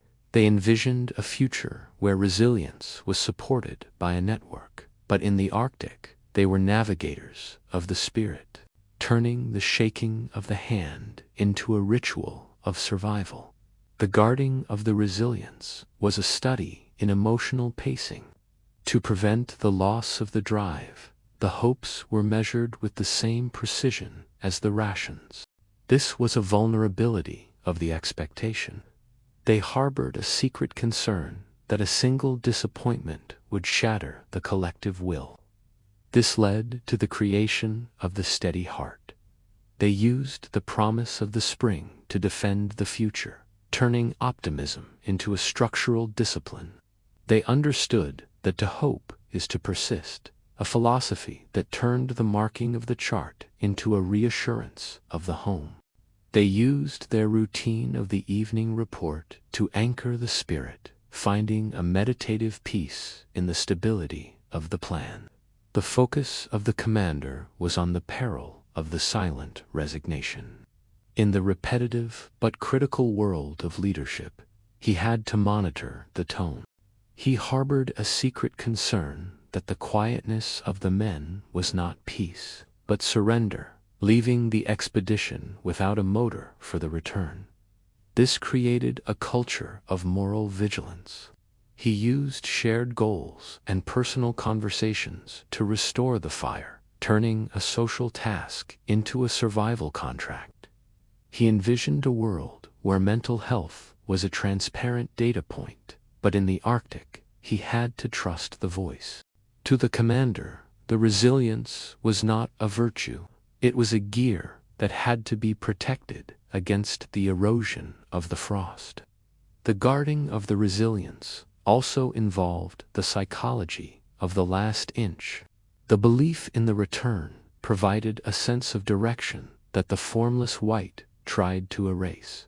This was a sanctuary of the purpose. They harbored a secret concern that the ice would become the only story. To bridge this gap, they developed a language of the victory, the planning of the arrival, the sharing of the first meal, the naming of the rewards. They envisioned a world where success was a guaranteed metric, but they lived in a world where the will was the only guarantee. They used the routine of the nightly prayer or toast to insulate the mind, finding a quiet pride in the tenacity of the dream. The role of the crew was to manage the environment of mutual aid. In the silence of the rest, they ensured that no man was left alone with his doubts, preventing a despair that would signal a surrender to the isolation. This was a vigilance of the brotherhood. They understood that the group is the strength, a philosophy that turned the shared struggle into a life-saving morale. Their fear was not of the work, but of the indifference, the thought that they would stop caring about each other and stop trying to be a team. They used their routine of the steady help to guard the pulse, finding a quiet pride in the stability of the group. They envisioned a world where social bonds were managed by an app, but until then, they found joy in the solid presence. The contrast between the brutal, unyielding pressure of the Arctic pack and the fluid, persistent strength of the human spirit was the ultimate paradox of resilience guarding. A man could be broken in body while standing tall in the mind. This psychological boundary was the source of their nocturnal intensity. Their fear was not of the failure, but of the forgetting, the moment when the dream would fade and the Arctic would become the only truth. They used the silence of the evening to tighten the resolve, ensuring that the guarding of the resilience remained a foundation for the return. The iron wills and handwritten vows are now satellite links and professional support. But the energy of the persistent spirit remains. The belief that we can endure what we must offers a sense of protective clarity. You are not responsible for the planning of the stand or the monitoring of the morale. You are only a dweller within the enduring, quiet history of the Arctic resilience. The image of the locked hands and the steady eyes acts as your guide. The resolve is firm, the plan is true, and the stage is hushed by the scale of its own isolation. You are secure in the steady, unhurried peace of your own rest, where the only thing that matters is the deep stillness of the room.